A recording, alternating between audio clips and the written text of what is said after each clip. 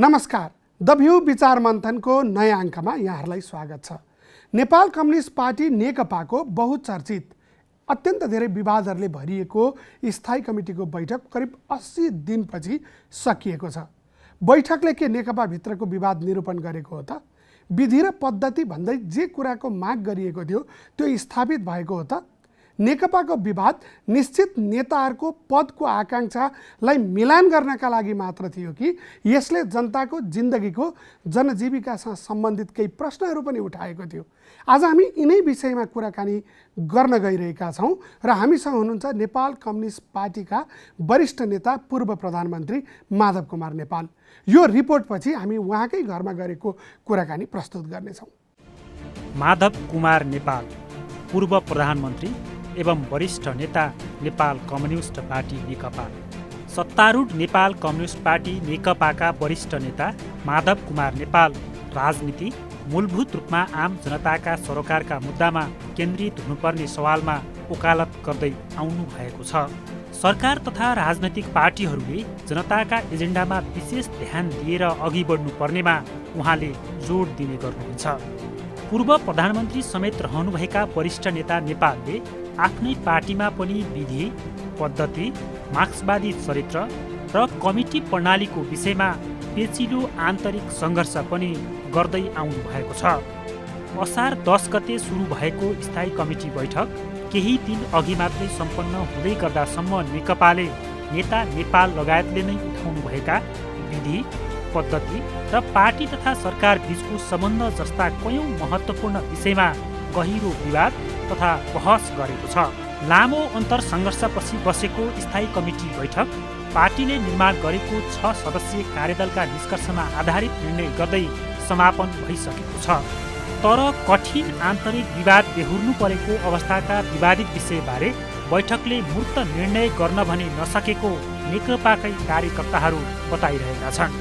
वरिष्ठ नेता नेपाल स्वयंले पनि स्थायी कमिटी बैठकमा पार्टी बैठक, निर्णय र प्रक्रिया, नेता कार्यकर्ताको मूल्याङ्कन, सरकार र पार्टी सञ्चालनको शैली, भ्रष्टाचार र सुशासन, राज्य शक्तिको प्रयोग, अन्तर्राष्ट्रिय सम्बन्ध सहित पार्टी, सरकार र जनताबीचको सम्बन्धबारे विभिन्न सत्र बुँदा प्रस्तुत गर्नुभएको थियो।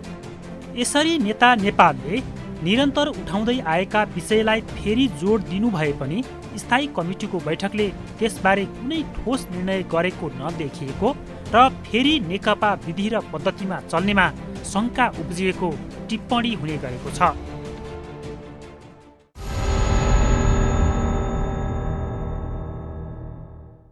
स्वागत छ यहाँलाई कार्यक्रममा। हामी करिब 12-15 महिना पछाडि भेट भएका छौँ।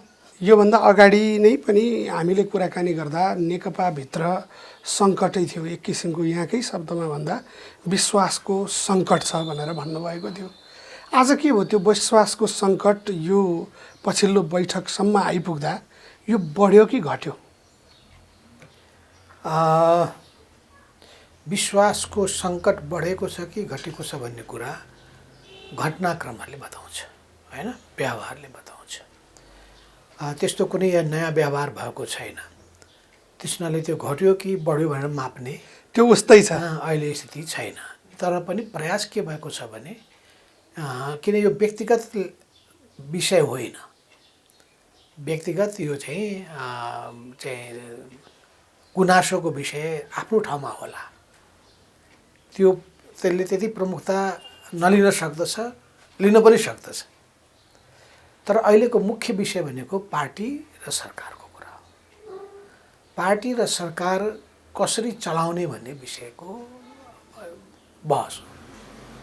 पार्टीभित्रको यो छलफल र बहस भनेको पार्टी र सरकार केका लागि, सबैको फोकस भनेको 3टा कुराको लागि हुन्छ। एउटा त राष्ट्रकै लागि हो, दोस्रो जनताको लागि हो, तेस्रो भनेको जुन आन्दोलनमा जुटेका छौँ त्यो आन्दोलनका लागि हो।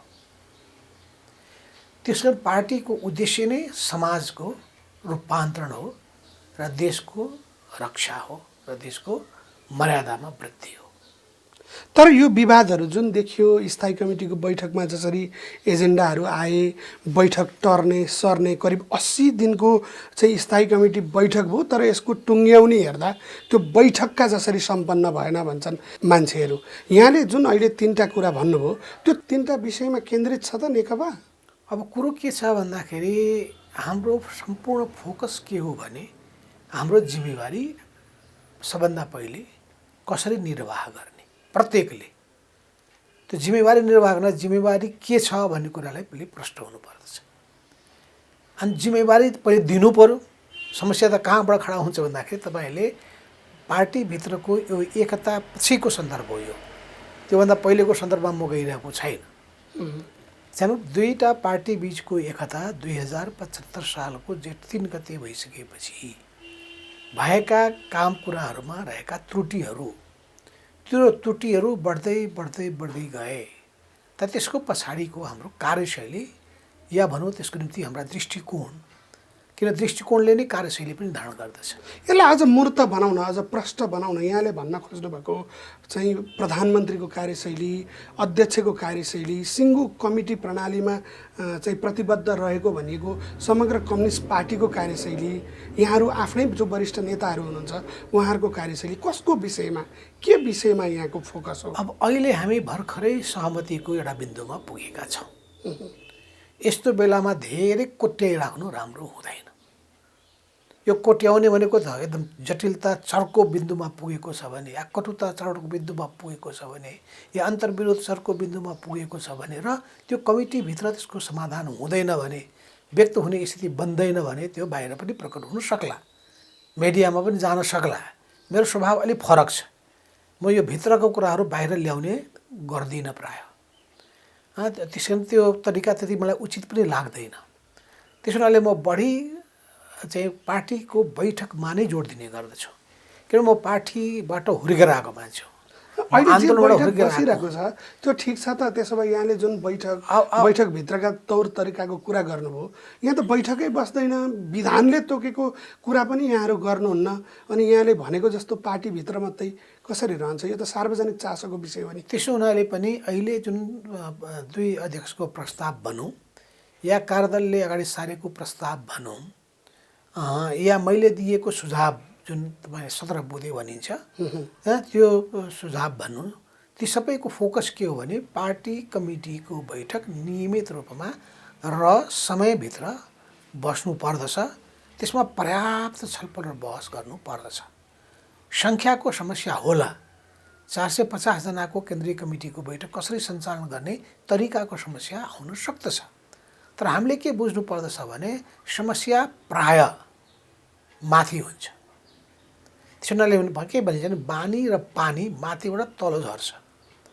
त्यसैले माथिको समस्या समाधान गर्न सकियो भने तलको समस्या समाधान गर्न सजिलो हुन्छ। त्यसैले उहिले नेकपा एमाले भएको बेलामा मैले पार्टीभित्रको समस्या हल गर्न 3 जनाको लिडरसिपको टिमको बिचमा छलफल गर्ने तरिका अवलम्बन गरेका थिएँ। कमिटीले त्यही तरिकालाई अवलम्बन अगाडि सारिदिएको थियो। त्यसो हुनाले हामी 3 जना नेताहरू बस्यो, समय कुनै बेलामा 4 जना नेता बस्यो, अनि बसेर छलफल गरेर हल गरेको त्यो कमिटीले नै प्रदान गरे व्यवस्था गरेको थियो। यसरी गर्नुहोस् भनेर, किनभने हल गर्न सजिलो हुन्छ। त्यसैले समस्या जहाँ छ त्यहाँ समस्या खोज्नु पर्छ। तर यसरी हेर्दा त यो त निश्चित नेताहरूको स्वार्थ आकाङ्क्षालाई मिलान गर्ने कुरा मात्रै सिङ्गो आन्दोलन पार्टीको उद्देश्य हो र? होइन, सिङ्गो समस्या कहाँबाट सृजना हुन्छ? तपाईँ जहाँ पनि हेर्नुहोस् त नेतृत्वबाट नै त्यो रिफ्लेक्ट हुन्छ। किन कार्यकर्ताको भावना कसले प्रतिनिधित्व गर्दछ भने नेताले गर्दछ। आम जनताको भावना कसले प्रतिनिधित्व गर्दछ भने कार्यकर्ताले गर्दछन्। त्यो पनि टुटेको छ भन्छन् नि त। कार्यकर्ता र नेताको भावना टुट्ने कि त नेताको इच्छाअनुसार कार्यकर्ता लाग्दिनु पर्ने, अनि नेताकै कोठरीहरू अथवा निश्चित छेउमा बस्ने चाहिँ नेतालाई जे लाग्यो हो भन्नेहरू चाहिँ नेताको प्रिय हुने, यस्तो छ भन्छ नि। यस म्यानहरूको कुरा हो। यस म्यान अन्धभक्तको कुरा हो। मैले अन्धभक्तको कुरा गरेको छैन। जसले आँखामा पट्टी बाँधेका छन् त्यसको कुरा भयो, त्यसको म कुरा गरिरहेको छैन। मैले त आम कार्यकर्ता पङ्क्तिको कुरा गरिरहेको छु। जोडिएका छन् अहिले नेकपाका नेताहरू आम कार्यकर्ता पङ्क्तिसँग जोडिएका छन् जस्तो लाग्छ।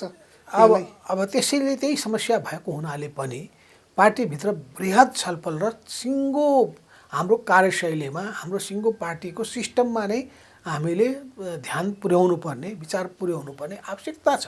यो नयाँ चुनौती। अब हिजोको निम्ति एउटा चिज भन्न सकिन्छ, पार्टी अध्यक्ष तथा प्रधानमन्त्री केपी शर्मा ओली सरकारको काममा बिजी हुनु पर्दाखेरि समय दिन सक्नु भएन भने पनि एकचोटि हामीले मान्न सक्दछौँ, एकछिनलाई मान्न सक्दछौँ र यो मान्नु पनि पर्छ। कुरो के हुन्छ भन्दाखेरि प्रधानमन्त्री साह्रै सरकारको काममा व्यस्त हुनुपर्छ। म पनि प्रधानमन्त्री भइसकेको मान्छे हो र एक समयमा प्रधानमन्त्री नभए तापनि ऊ प्रधानमन्त्री भएर कतिको व्यस्तता हुनुपर्दछ भन्ने कुरा पनि मैले भोगिसकेको छु। र त्यतिखेरको पनि पार्टीले के गरेको थियो भने पार्टी सञ्चालन गर्नका लागि, सङ्गठनको काम गर्नका लागि त्यतिखेर अर्को कमरेडलाई चाहिँ हामीले नयाँ पदको व्यवस्था गरेर जिम्मेवारी पनि दिएका थियौँ। यो 51को कुरा हजुर भन्दा किन भन्दाखेरि सरकारी काममा व्यस्त हुनु पर्दाखेरि, सरकारको काममा व्यस्त हुनु पर्दाखेरि पार्टीको काममा त्यति समय दिन सकिँदैन। र यो हाम्रो कम्युनिस्ट पार्टीमा पार्टी अत्यन्तै महत्त्वपूर्ण हुन्छ। किनभने पार्टीलाई के भनिन्छ भने यो सर्वहारा दलको, सर्वहारा वर्गको अगुवा दस्ता हो। जनताको पनि अगुवा भनेको सर्वहारा वर्ग हो। आम जनताको अगर पङ्क्तिमा उभिएको वर्ग भनेको जसलाई सर्वहारा मजदुर वर्ग भनिन्छ, त्यसको पनि यो अग्रदस्ता हो। त्यसको वैचारिक नेतृत्व प्रदान गर्ने काम कम्युनिस्टहरूले गर्दछ। तर त्यस्तो अवस्थामा कम्युनिस्ट पार्टी जुन हो, जसको सिङ्गो भन्नुहोस् सिङ्गै मानव जातिको कुरा आउन सक्दछ, संसारलाई नै हेर्ने दृष्टिकोणको कुरा आउँछ, समाजलाई हेर्ने दृष्टिकोणको कुरा आउँछ र मुख्यतः सिङ्गो समाजलाई रूपान्तरण गर्ने उद्देश्य बोकेको हुन्छ। र यो कम्युनिस्ट पार्टी किन सृजना भयो भन्दाखेरि जब समाजमा शोषण, उत्पीडन, अन्याय, अत्याचार भयो, शासकहरूले अत्याचार गर्न थाले, शोषक वर्गले अत्याचार गर्न थाल्यो, त्यसको विरुद्धमा एउटा विद्रोहको आवाज बुलन्द गर्दै कम्युनिस्ट पार्टीहरू आए। 1848मा कम्युनिस्ट घोषणापत्रको माध्यमबाट कार्ल मार्क्सले घोषणा गर्नुभयो कि अब शोषकहरूको जुन शासन छ त्यो शासन अब स्वर्ग अब हल्लिन थालेको छ र हल्लाइदिनु पर्दछ, तिनीहरूलाई ध्वस्त पार्नु पर्दछ र मेहनतकश जनताको, श्रमजीवी जनताको, इमान्दार मानिसहरूको वास्तवमा मुख्य भूमिका हुने शासन सत्ता उनीहरूको हातमा पुग्ने स्थितिलाई सुनिश्चित गर्नुपर्छ। अनि मात्रै उनीहरूले सिङ्गो समाजलाई समान व्यवहार गर्न सक्दछन्। कम्युनिस्ट पार्टीले नै सबैप्रति उचित न्यायोचित व्यवहार गर्दछ। तर त्यस्तो देखिन्छ त यहाँ आफै पनि लामो समय पार्टीभित्रै असन्तुष्ट बन्ने कुरा भयो। सबैको न्यायोचित व्यवहारको कुरा गर्दा आपसमै अहिले पनि कतिपय नेताहरूले चाहिँ जिम्मेवारी नै राम्रोसँग दिन्न, छलफलै गरिन्न, पार्टीभित्र लोकतन्त्र त कुजियो भन्दैछन् नि त। तपाईँ कस्तो देख्नुहुन्छ? यी सबै चिजलाई नै सुधार्नका लागि नै अहिलेका निम्ति केही प्रस्तावहरू अगाडि सारिएका के छन् भन्न त? यो अहिले के यो अब विवाद मिलिसकेको हो? होइन, समस्या समाधान गर्नका लागि केही विषय प्रस्तावहरू अगाडि सारिएका छन्। जस्तो मानिलियो, सबभन्दा पहिले समस्या कहाँ हुन्छ भने पार्टी नामको सङ्गठन चलायमान हुनु पर्यो। चलायमान हुनको लागि के गर्नु पर्यो भन्दाखेरि सबभन्दा पहिले पार्टीको कार्यक्रम नेताहरूको बिचमा आपसमा छलफल हुनु पर्यो, एक। दोस्रो, कमिटीको नियमित बैठक बस्नु पर्यो, दुई।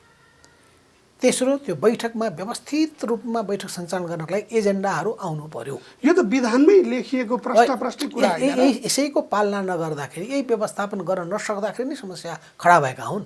यो पदको कसैले बुझिरहेका छन् यो बाँडफाँडको कुरा हो या लुसाचुडीको कुरा, त्यो होइन। त्यही त देखियो नि, यहाँहरूले निर्णय गर्दाखेरि चाहिँ वामदेव गौतमलाई राष्ट्रिय सभामा लाने निर्णय गर्नुभयो। योभन्दा अगाडि नारायण काजीलाई लिएर जानुभएको थियो। जति पनि निर्णयहरू भएका छन्, अब कार्यकारी अध्यक्ष प्रचण्डलाई बनाएर पछि मिल्छ भन्ने ढङ्गले यहाँहरू जानुभयो। यसरी हेर्दा त पद नपुगेर झगडा भएको रहेछ भन्ने पनि यहाँले भने जस्तो सर्वहारा वर्गको पक्षमा, जनताको पक्षमा छलफल हुने त्यो विषयमा चाहिँ जस्तै अहिले प्रश्न उठेको छ कि यही कोभिडको महामारी लगायतका कुराले गर्दा थुप्रा गरिब जनताहरू अप्ठ्यारामा छन्। तर ती गरिबहरूको पहुँचमा नेकपा भएन। नेकपा त ठुला ठेकेदारहरू जोडिए, ठुला चाहिँ ओम्नी यति जस्ता कम्पनीहरू जोडिए। ती सबैको निम्ति पनि छलफल गर्ने थोरै पार्टी नै हुन्छ। पार्टीको बैठकै बसेन भने, त्यहाँ एजेन्डा नै चढेन भने, एजेन्डा चढेको छ तर छलफलै भएन भने, छलफल चाहिँ भए जस्तो भयो तर गम्भीर अलि मसिनो गरी छलफल हुन सकेन भने, सहज वातावरणमा बैठक चल्न सकेन भने र त्यो बैठकले सही निष्कर्षमा निकाल्न सकेन भने सही निष्कर्षमा पुग्न सकेन भने समस्या त समाधान हुँदैन र त्यही समस्याहरू बढ्दै बढ्दै बढ्दै बढ्दै त्यो झाँगिँदै जान्छ अनि समस्याको थुप्रोभित्र अन्तर्विरोधको ठुलो जालोभित्र हामी फस्न पुग्छौँ र अहिले पार्टी भएको कुरा समस्यामा परेको कुरा के हो भने सिङ्गो राष्ट्रकै समस्या भन्नुहोस् एमसिसीको समस्या भन्नुहोस् चाहे त्यो नक्साकै कुरा भन्नुहोस् या कालापानीको भूभागकै कुरा गर्नुहोस् चाहे बजेट कार्यक्रमकै बजेट र नीति कार्यक्रमकै कुरा गर्नुहोस् मूल त कोभिड आयो मलको कुरा आयो चाहे कोभिडकै कुरा गर्नुहोस् बाढी पहिरोकै कुरा गर्नुहोस् भूमि सम्बन्धी नीतिकै कुरा गर्नुहोस् भूमि व्यवस्था सम्बन्धी अहिले बनाएको आयोगकै कुरा गर्नुहोस् यी सबै कुराको सन्दर्भमा आवश्यक छलफल त हुनुपर्छ गम्भीर छलफल त हुनुपर्छ त यही 80 दिनको स्थायी कमिटी बैठकमा पनि यी विषयमा छलफल भएको त थाहा पाइएन नि कि हामीले थाहा नपाएको यसको निम्ति एउटा कारण छ त्यो कारण बुझ्नुपर्छ कोभिड यो कोभिडको जुन सङ्क्रमण छ यो बढ्दो अवस्था भइसकेपछि कुनै पनि व्यक्तिहरू सुरक्षित अवस्थामा छैनन् सुरक्षित भएको व्यक्ति पनि असुरक्षित भइदिँदो रहेछ तर मूल मुद्दामा त भर्चुअल मिटिङ गरेर पनि त एउटा सहमति खोज्न सकिन्छ होला नि यदि त्यो बोर्ड नोट एउटा तरिका प्रक्रियामा विधिमा छिराउनु मैले अघि भन्दै थिएँ कि यदि प्रधानमन्त्रीलाई समय मिल्दैन भने मिल्दैन पनि जब अहिले त झन् राम्रो सजिलो के छ भने दुईवटा अध्यक्ष हुनुहुन्छ एउटाले प्रधानमन्त्री भएर देश चलाए भयो राष्ट्र हाँके भयो अरूले पार्टीको जिम्मा लिएर पार्टी सञ्चालन गरे भयो र यो के भयो त यो त भयो भन्ने कुरा भयो बैठकले दिशानिर्देश के गर्यो अहिले त कमसेकम कामको जिम्मेवारी बाँडफाँड त गर्यो यसैको निम्ति त लडाइँ चल्यो नि लडाइँ मैले उठाइरहेको कुरा के हो भन्दाखेरि एक व्यक्ति एक प्रमुख जिम्मेवारी दिउँ भयो त त्यो अहिले कमसेकम माथि के भयो भन्दाखेरि प्रमुख जिम्मेवारी त भयो नि त एक व्यक्ति एक प्रमुख जिम्मेवारी किन प्रमुख जिम्मेवारी त पार्टीको दुईजनाको हकमा भयो नि मान्छेहरूले यसै भन्दैछन् माधव नेपाल यत्रो लड्नुभयो प्रचण्डलाई कार्यकारी अध्यक्ष भयो ओलीको प्रधानमन्त्री पद जोगियो माधव नेपाल आफैलाई त केही पनि भयो माधव नेपालले के मागेको छ र अहिले पार्टी राम्ररी चलोस् देश राम्ररी चलोस् जनताले सरकारलाई वाह वाह गरिदिउन् जनताका गुनासा असन्तुष्टिहरूलाई सुनिदियोस् सम्बोधन गरिदियोस् जनताबाट पार्टीको प्रशंसा सुन्न पाइयोस् जनताबाट पार्टीको निन्दा भस्ना सुन्न नपाइयोस् नेताहरूलाई धारे हात लगाउने अवस्था नबनोस् नेताहरूलाई मान्छेले प्रशंसा गरून् त्यस्तो त देखिएन प्रचण्डले माधव नेपालको काँधमा राखेर बन्दुक चलाए आफूलाई लाभ भयो भन्ने पनि पङ्क्ति छ नि त्यो भन्नेहरूको भनाइ होला तर प्रचण्ड र मेरो बिचमा चाहिँ त्यस्तो किसिमको असमझदारी छैन गौरव प्रचण्ड र मेरो बिचमा त्यस्तो फाटो आओस् भन्ने चाहनेहरू पनि होला नि हेर्नुहोस् तर त्यो फाटो ल्याउनु पर्ने केही आवश्यकता छैन अहिलेसम्मलाई चाहिँ हेर्ने हो भने यो ढङ्गले जाउँ भन्ने कुरामा हाम्रो छलफल भएको छ बरु छलफलको कमी केपीसँग मेरो कमी भएको छ तर प्रचण्डसँग मेरो भएको छ किनभने मेरो बानी के छ भने यो नबोलाइएको म पाहुना हुन्न अनइन्भाइटेड गेस्ट हुन्न र म धाउने मेरो बानी छैन यो बुझिराख्नुपर्छ मेरो धाउने बानी छैन किनभने म पनि एउटा नेता हुँ यो म नेताको मानसिकताबाट चल्छु अरूले मलाई कार्यकर्ता ठान्दा होलान् भने त्यो भ्रमबाट मुक्त भए हुन्छ पार्टी 15 वर्षसम्म हाँकेको र यो 50 वर्षको राजनीतिक यात्रा पार गरेको र यो अहिले नेकपा एमाले भन्नुभएको पार्टीको बीजारोपण त्योभन्दा पहिले मालेको बीजारोपण त्योभन्दा पहिले कोर्डिनेसन केन्द्रको बीजारोपण त्यहाँदेखि त्यसको वैचारिक बीजारोपण 31 सालदेखि गरेर आएको मान्छे भएको हुनाले म चाहिँ मसँगको व्यवहार गर्दाखेरि सबैसँग व्यवहार गर्दाखेरि पनि सम्मानजनक हुनुपर्छ मसँग त झन् ज्यादा फेरि म यस मामिलामा स्ट्रिक्ट छु मलाई बोलाएर कसैले कुरायो भने म कुर्दिनँ म कुरेर बस्ने मान्छे होइन राजा वीरेन्द्रले बोलाउँदा नकुर्न सक्ने मान्छे म गिरिजाप्रसाद कोइरालाजीले बोलाउँदा त नकुर्ने मान्छे म बाबुराम भट्टराईजी प्रधानमन्त्री हुँदाखेरि उहाँ कुरेर सबै कुरेर बस्यो म हिँड्दिएँ म कुर्ने होइन मेरो भनाइ तपाईँ समयमा काम गर्नुहोस् समय बोलाउनुहोस् म बुझ्दछु टाइमको धेरै कन्स्ट्रेन्ट हुने भएको हुनाले भनिदिनुहोस् मैले बोलाएको भए तापनि सरी है यसो मलाई यति बेर धेर ढिलो हुने भयो के गरौँ अर्कोचोटि गरौँ कि तपाईँको समय छ कि भनेर त्यसैलाई पनि मिलाउन सकिन्छ तर आदेश होइन हामी कसैको दास होइनौँ यो बुझ्नु पऱ्यो कुनै पनि कार्यकर्तालाई म त्यस्तो गर्दिनँ म आफै पनि गर्दिनँ मैले बोलाएपछि म समयमा मलाई बोलाइएपछि समयमा म कुनै पनि कार्यक्रममा समयमा पुग्छु यदि त्यहाँ आयोजकहरूले समयमा गर्ने म त हिँड्दिने गर्छु तर मान्छेहरूले ओली र माधव नेपाल मिले हुन्थ्यो भन्ने हिसाबले पनि कतिपयले कुरा गर्छन्। पूर्व एमाले चाहिँ एक ठाउँमा हुनुपर्छ भन्ने कुराहरू पनि आइरहेको छ नि। किन यस पूर्व एमाले ओलीप्रति कुनै चाहिँ मोह किन देखाउनु भयो? अब पार्टी एकताबद्ध भइसकेपछि पूर्व एमाले र पूर्व माओवादीको कुरा छैन अब। तर कमरेड ओलीसँग मैले टाढा हुनुपर्ने केही पनि छैन, किनभने कमरेड ओलीसँग मेरो सम्पर्क भन्नुहुन्छ भने अहिलेको यो चाहिँ यसले जुन हामी छ नि पार्टी, यो पार्टीभित्रको सबभन्दा पहिलो सम्पर्क जो अहिले विद्यमान हुनुहुन्छ, विद्यमान जो हुनुहुन्छ, जो गइसक्नु उहाँको कुरा गर्दैन म, सबभन्दा पुरानो सम्पर्क भएको व्यक्ति भन्नुहुन्छ भने मैले भेटेको अमृत बोहरा हो, दोस्रो मुकुन्द नेउपाने हो, त्यसपछि तेस्रो भनेको केपी ओली नै हो। भनेपछि त्यस्तो अवस्थामा चाहिँ मैले चाहिँ कमरेड केपी ओली नेताहरूभित्र भन्नुहुन्छ भने केपी ओली नै हो। त्यो अवस्थामा जो कि मैले झन्डै मलाई लाग्छ 29 साल या 30 साल हुनुपर्दछ, 29 साल नै हुनुपर्छ। 29 सालदेखि उहाँकोसँग मेरो सम्पर्क छ। भनेपछि 29 सालदेखि सम्पर्क भएको मान्छेसँग मेरो सम्बन्ध राम्रो नहुने त कुरा त आउँदैन, राम्रो त हुन तर बोलचालै भएन यहाँले होइन, अब भन्नुभयो। त्यसमा बरु नयाँ पार्टीबाट आएको प्रचण्डसँग कुराकानी हुन्छ, आफ्नै पुरानो जो अझै पनि एकता नसकिँदा त पूर्व एमालेको तर्फबाट यसो, पूर्व माओवादीको तर्फबाट यसो भन्ने कुरा त चलिरहेको छ नि त। यसमा त यहाँको मिलाप अझ कमरेड ओलीसँगै हुनुपर्ने देखिएको होइन र? पदीयता पनि हुन्छ, जो पदमा जिम्मेवारी पाउनु भएको छ उहाँहरूको प्रमुख जिम्मा त हुन्छ नै। त्यसो दुईटा अध्यक्षको बिचमा समय समयमा भेटघाट हुने कुरालाई अन्यथा मान्न सकिँदैन, त्यसलाई स्वाभाविक पनि मान्नु पर्दछ। त त्यस हुनाले त्यसलाई मैले अन्यथा रूपमा दिएको छैन। जहाँसम्म मेरो कुरा गर्नुहुन्छ भने मेरो चाहिँ सबैसँग मेरो सम्बन्ध राम्रो हुन सक्दछ, तर जसले मलाई निन्दा गर्दछ, भत्सना गर्दछ, त्यस्ता व्यक्तिहरूसँग म टाढै रहन चाहन्छु। जसले मलाई चाहिँ साह्रै नकारात्मक रूपमा लिन्छ भने ठिकै छ, त्यसप्रति पनि म अरू केही राख्दिनँ। मेरो कुनै भन्छ नि हिन्दीमा गिला सिकवाहरू भए तापनि त्यो म त्यस्तो केही गरेर हिँड्नेवाला छैन। म त्यो एउटा बेग्लै किसिमको पारिवारिक पृष्ठभूमिबाट आएको मान्छे हुँ। मैले बेग्लै किसिमको संस्कार बोकेर आएको छु र त्यसमा मलाई गौरव बोध पनि हुन्छ। पार्टीका कार्यकर्तालाई पनि राम्रो संस्कार सिकाउनु पर्दछ भन्ने मान्यता बोक्दछु। राम्रो संस्कार सिकाउनु पर्दछ। म अहिले पनि साना केटाकेटीदेखि नै मान्छेको बानी व्यवहारहरू राम्रो बनाऊँ, सिकाऊँ।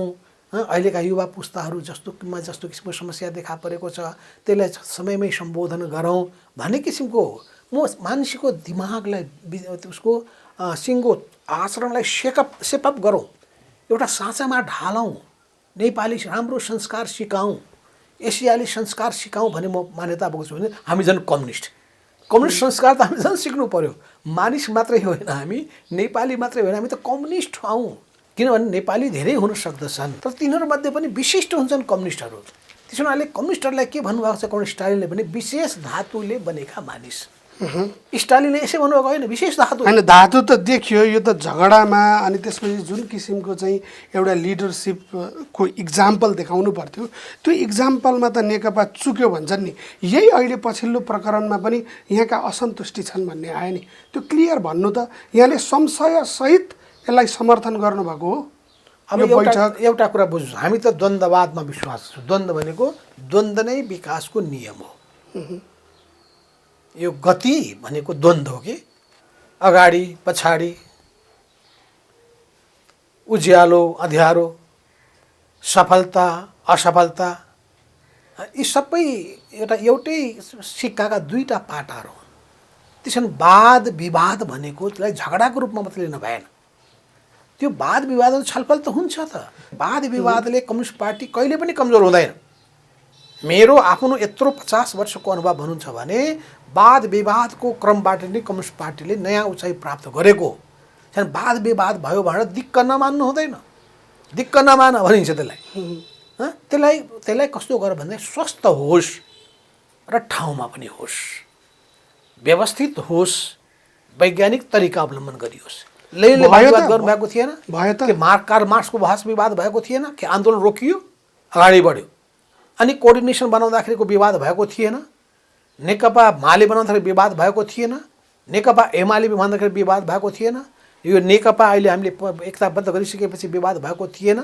विवाद हुन्छ, विवादलाई चाहिँ हामीले अन्यथा रूपमा लिनु हुँदैन र एकदम आदर्शवादी भएर दिक्क मानेर चलेर पनि हुँदैन। तर त्यो के हुनु पर्यो, स्वस्थ हुनु पर्यो, खास विषय केन्द्रित हुनु पर्यो र यो आत्मकेन्द्रित हुन भएन।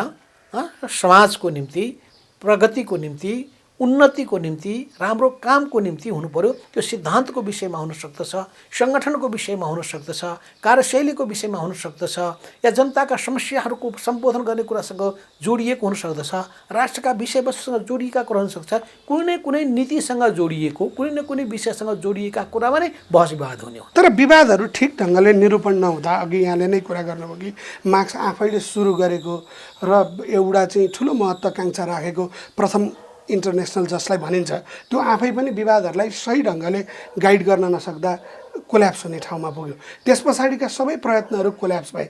विवादहरूको नै मिलान कसरी गर्ने भन्ने विषयमा ठिक तरिकाले अन्तर्पार्टी लोकतन्त्र अभ्यास नगर्दा स्टालिनकालीन सोभियत त्यत्रो अक्टोबर क्रान्तिको अगुवा चाहिँ 70 वर्षमा ढल्न पुग्यो।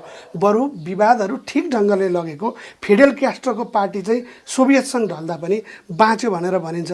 तपाईँ के देख्नुहुन्छ त नेकपामा उठिरहेका विवादहरू, यसको समस्या समाधानको तरिका, नेताहरूले लिइरहेको विचार, कार्यशैली, व्यवहार, तपाईँले आफैले ठानेको, हिजो पढेको त्यो हिस्ट्री, यी साराबाट प्राप्त अनुभवबाट हेर्दाखेरि यो ठिक ठाउँमा हिँडिरहेछ? अब विवादहरू के विषयमा छन् भन्ने कुरा पहिले पत्याउनु पर्छ। के हुन् त विवादहरू? त्यो विवादको लागि क्याटेगोराइज गर्नुपर्दछ। जस्तो भ्रष्टाचारको कारणले गर्दाखेरि जनताको तर्फबाट धेरै आलोचना आयो, या हामीले पनि, हाम्रो पनि ध्यान आकर्षित भयो। सुनवाई भएन र भ्रष्टाचारमा लिप्त हुन थालिसकेपछि औँलो त ठडिन्छ। आफूले भ्रष्टाचार नगर्ने मान्छेले त्यसलाई सहज रूपमा लिन्छ, अनि भ्रष्टाचारमा जोडिएको मान्छेले त्यो सुन्नै चाहँदैन, त्यसलाई चाहिँ अस्वीकार गरिदिन्छ। यो अस्वीकार गर्ने बानी गलत हो। भनेको अहिलेको सरकारमा त्यो समस्या छ। त्यो सरकारले सुन्नु पर्यो, छलफल बहस गर्नु पर्यो। अहिले नसुनेको कारण सरकारमा भ्रष्टाचार छ, त्यसको त हामी डिटेलमा हामी जाउँला। कुरा त उठेका छन्, ओम्नीकै कुरा उठेको छ, यतिकै कुरा, यति होल्डिङ्सकै कुरा उठेको छ, बोइङकै कुरा उठेको छ, अनेक कुराहरू त उठेका छन्। त अहिले नै यो रेलवेको प्रकरणको कुरा उठेको छ, जग्गाकै कुरा उठिरहेको छ, कुराहरू त उठेका छन् नि। कतिपय कुराहरूको बारेमा हामीलाई जानकारी नहुन सक्दछ र हामी पनि एउटा भ्रममा पर्न सकेका हुन्छौँ। त त्यो हामीले बताउनु पर्यो नि। कतिपयले जानिकन विषयवस्तुलाई अलग रूपमा प्रस्तुत गरेका पनि हुन सक्दछन् र भ्रम पैदा गरेका पनि हुन सक्दछन्। त्यो पनि हामी चाहिँ प्रश्न पारेपछि नै हुन सक्दछौँ। तर कहीँ न कहीँ घपलाबाजी पनि हुन सक्दछ। आजको मैले एउटा समाचारमा सुने, 1000 रुपियाँ घुस खाने मान्छेलाई अख्तियारले 42 दिनसम्म राखेर बिसराले आत्महत्या गरेर मर्नु पर्यो। त अरबौँ भ्रष्टाचार गर्नेहरूको मुद्दा के पनि गरेन। यहाँसम्म कि म सुनिरहेको छु कि नेपाल आयल कर्पोरेसनमा चाहिँ त्यत्रो जग्गा खरिदमा यत्रो घोटाला भएको कुराको बारेमा पनि सफाइ पाउँछ। त्यो जुनसुकै निकाय किन नहोस्, त्यो अख्तियार छ कि, त्यो अदालत छ कि, सरकार आफै छ कि, त्यो आफ्नो ठाउँमा छ। तर अनुचित भनेको अनुचित हो। जनता रोइरहेका छन्, कल्पिरहेका छन्, चिच्याइरहेका छन्, सुनवाई हुँदैन भनेपछि त्यस विषयमा छलफल गर्नु पर्दैन। सबैको सामूहिक बुद्धि लिए हुँदैन। सबैले छलफल गर्दाखेरि पनि निकास निस्केन भने त के लाग्छ र? या त्यो चाहिँ अझै अधुरो हुन्छ भने त अब हामीले गर्न सकेको यति भन्नु पर्यो कि ज्ञान भएका कोही छन् भने आउनुहोस्। कहिलेकाहीँ ज्ञान प्राप्त गर्नलाई हामी संसारका मान्छे पनि बोलाउँ। त्यस्तो कोही छ भने कसैले बताउन सक्नुहुन्छ भनेपछि नेकपा यो सरकारको तत्परता देख्नुहुन्न तपाईँ? चाहे भ्रष्टाचारकै सवाल होस्, चाहे जनजीविकाकै सवाल म होस्। के हेर्छु, के देख्छु, के देखिनँ अहिले म भन्दिनँ। अहिले प्रतिवेदनले के औँले आयो भन्दाखेरि, प्रस्तावले के अगाडि सार्यो भन्दाखेरि कि यस्ता विषयमा सरकार गम्भीर बन्नु पर्यो र त्यो छलफलको विषय बनाउनु पर्यो। अर्थात् यो सबैको यहाँ कस्तो छ भने धेरै कुरामा विवाद छ। जस्तो प्रधानमन्त्रीको अधिकार कति? प्रधानमन्त्री के अल इन अल हो पार्टीभित्र? होइन। यो विवाद नै यो बुर्जुवा पार्टीमा पनि विवाद चलेको छ। बुर्जुवा पार्टीभित्र पनि prime minister all in all भने हुँदैन। तपाईँले सुन्नुभएको होला गिरिजाप्रसाद कोइराला र गणेशमान सिंहको बिचमा त्यत्रो विवाद भयो। कुकुरले पुच्छर हल्लाउने कि पुच्छरले कुकुर हल्लाउने भन्ने कुरा गणेशमानले भनेको कुरामा याद छैन। पार्टी प्रमुख हो कि सरकार प्रमुख हो भन्ने कुरामा विवाद चलेको हामीलाई याद छैन। नेपाली कङ्ग्रेस जस्तो पार्टीमा त चल्यो भने कम्युनिस्ट पार्टी त स्वाभाविक रूपमा कम्युनिस्ट पार्टीभित्र त चल्नु स्वाभाविक हो। किनभने सबभन्दा अगुवा दस्ता भनेकै यही हो। यो कम्युनिस्ट पार्टीको सरकार हो कि कुन पार्टीको सरकार हो? नेपाल कम्युनिस्ट पार्टीको सरकार हो। अब के पार्टीले सरकार चलाउने कुराको सुरुवात भएको हो त? अब यो चाहिँ के भइरहेछ भन्दाखेरि अब सबै विषयमा परामर्श गरेर चल्ने, छलफल गरेर चल्ने। परामर्श गर्ने कि कमिटी प्रणालीमा जाने? त्यही त परामर्श त कमिटी प्रणालीभित्र परामर्श। जस्तो कतिपय कुरा सबै कुरामा सरकारले हस्तक्षेप त गर्दैन। सरकारको जस्तै मन्त्रीमण्डल अब कसले बनाउँछ? कमिटीले बनाउँछ कि कमिटीले? त्यो प्रधानमन्त्रीले बनाउँछ? तर कमिटीले बनाउँदाखेरि पनि के ख्याल गर्नुपर्छ, यसमा पनि व्यावहारिक पनि हुनु पर्यो। प्रधानमन्त्रीसँग चाहिँ दुईटाको मेलै हुन सकेन भने सधैँ विवादमा थाल्यो भने त्यो पनि राम्रो हुँदैन। अनि प्रधानमन्त्रीले आफ्नो यसम्यान खोजेर ल्यायो भने त्यो पनि हुन सक्दैन। तर पार्टीमा किन व्यक्तिगत टकराव किन पर्नुपर्छ र? यदि यहाँले भने जस्तै एउटा कम्युनिस्ट पार्टी हो जो निश्चित विचार र आदर्शबाट चल्छ भने कमिटीले निर्णय गर्छ आज फलानु मान्छेलाई यस यो जिम्मेवारी गर्ने। यहाँ के हुँदो रहेछ भने तपाईँ बुझ्नुहोस्, कमिटीले जे निर्णय गर्छ त्यही नै अन्तिम हुन्छ। कमिटीले जे निर्णय गर्छ त्यही अन्तिम हुनुपर्दछ। कमिटीले नै के अधिकार दियो भने तपाईँको लागि फ्री ह्यान्ड दिइन्छ, तपाईँ मन्त्री तय गर्नुहोस्, पाउँछ।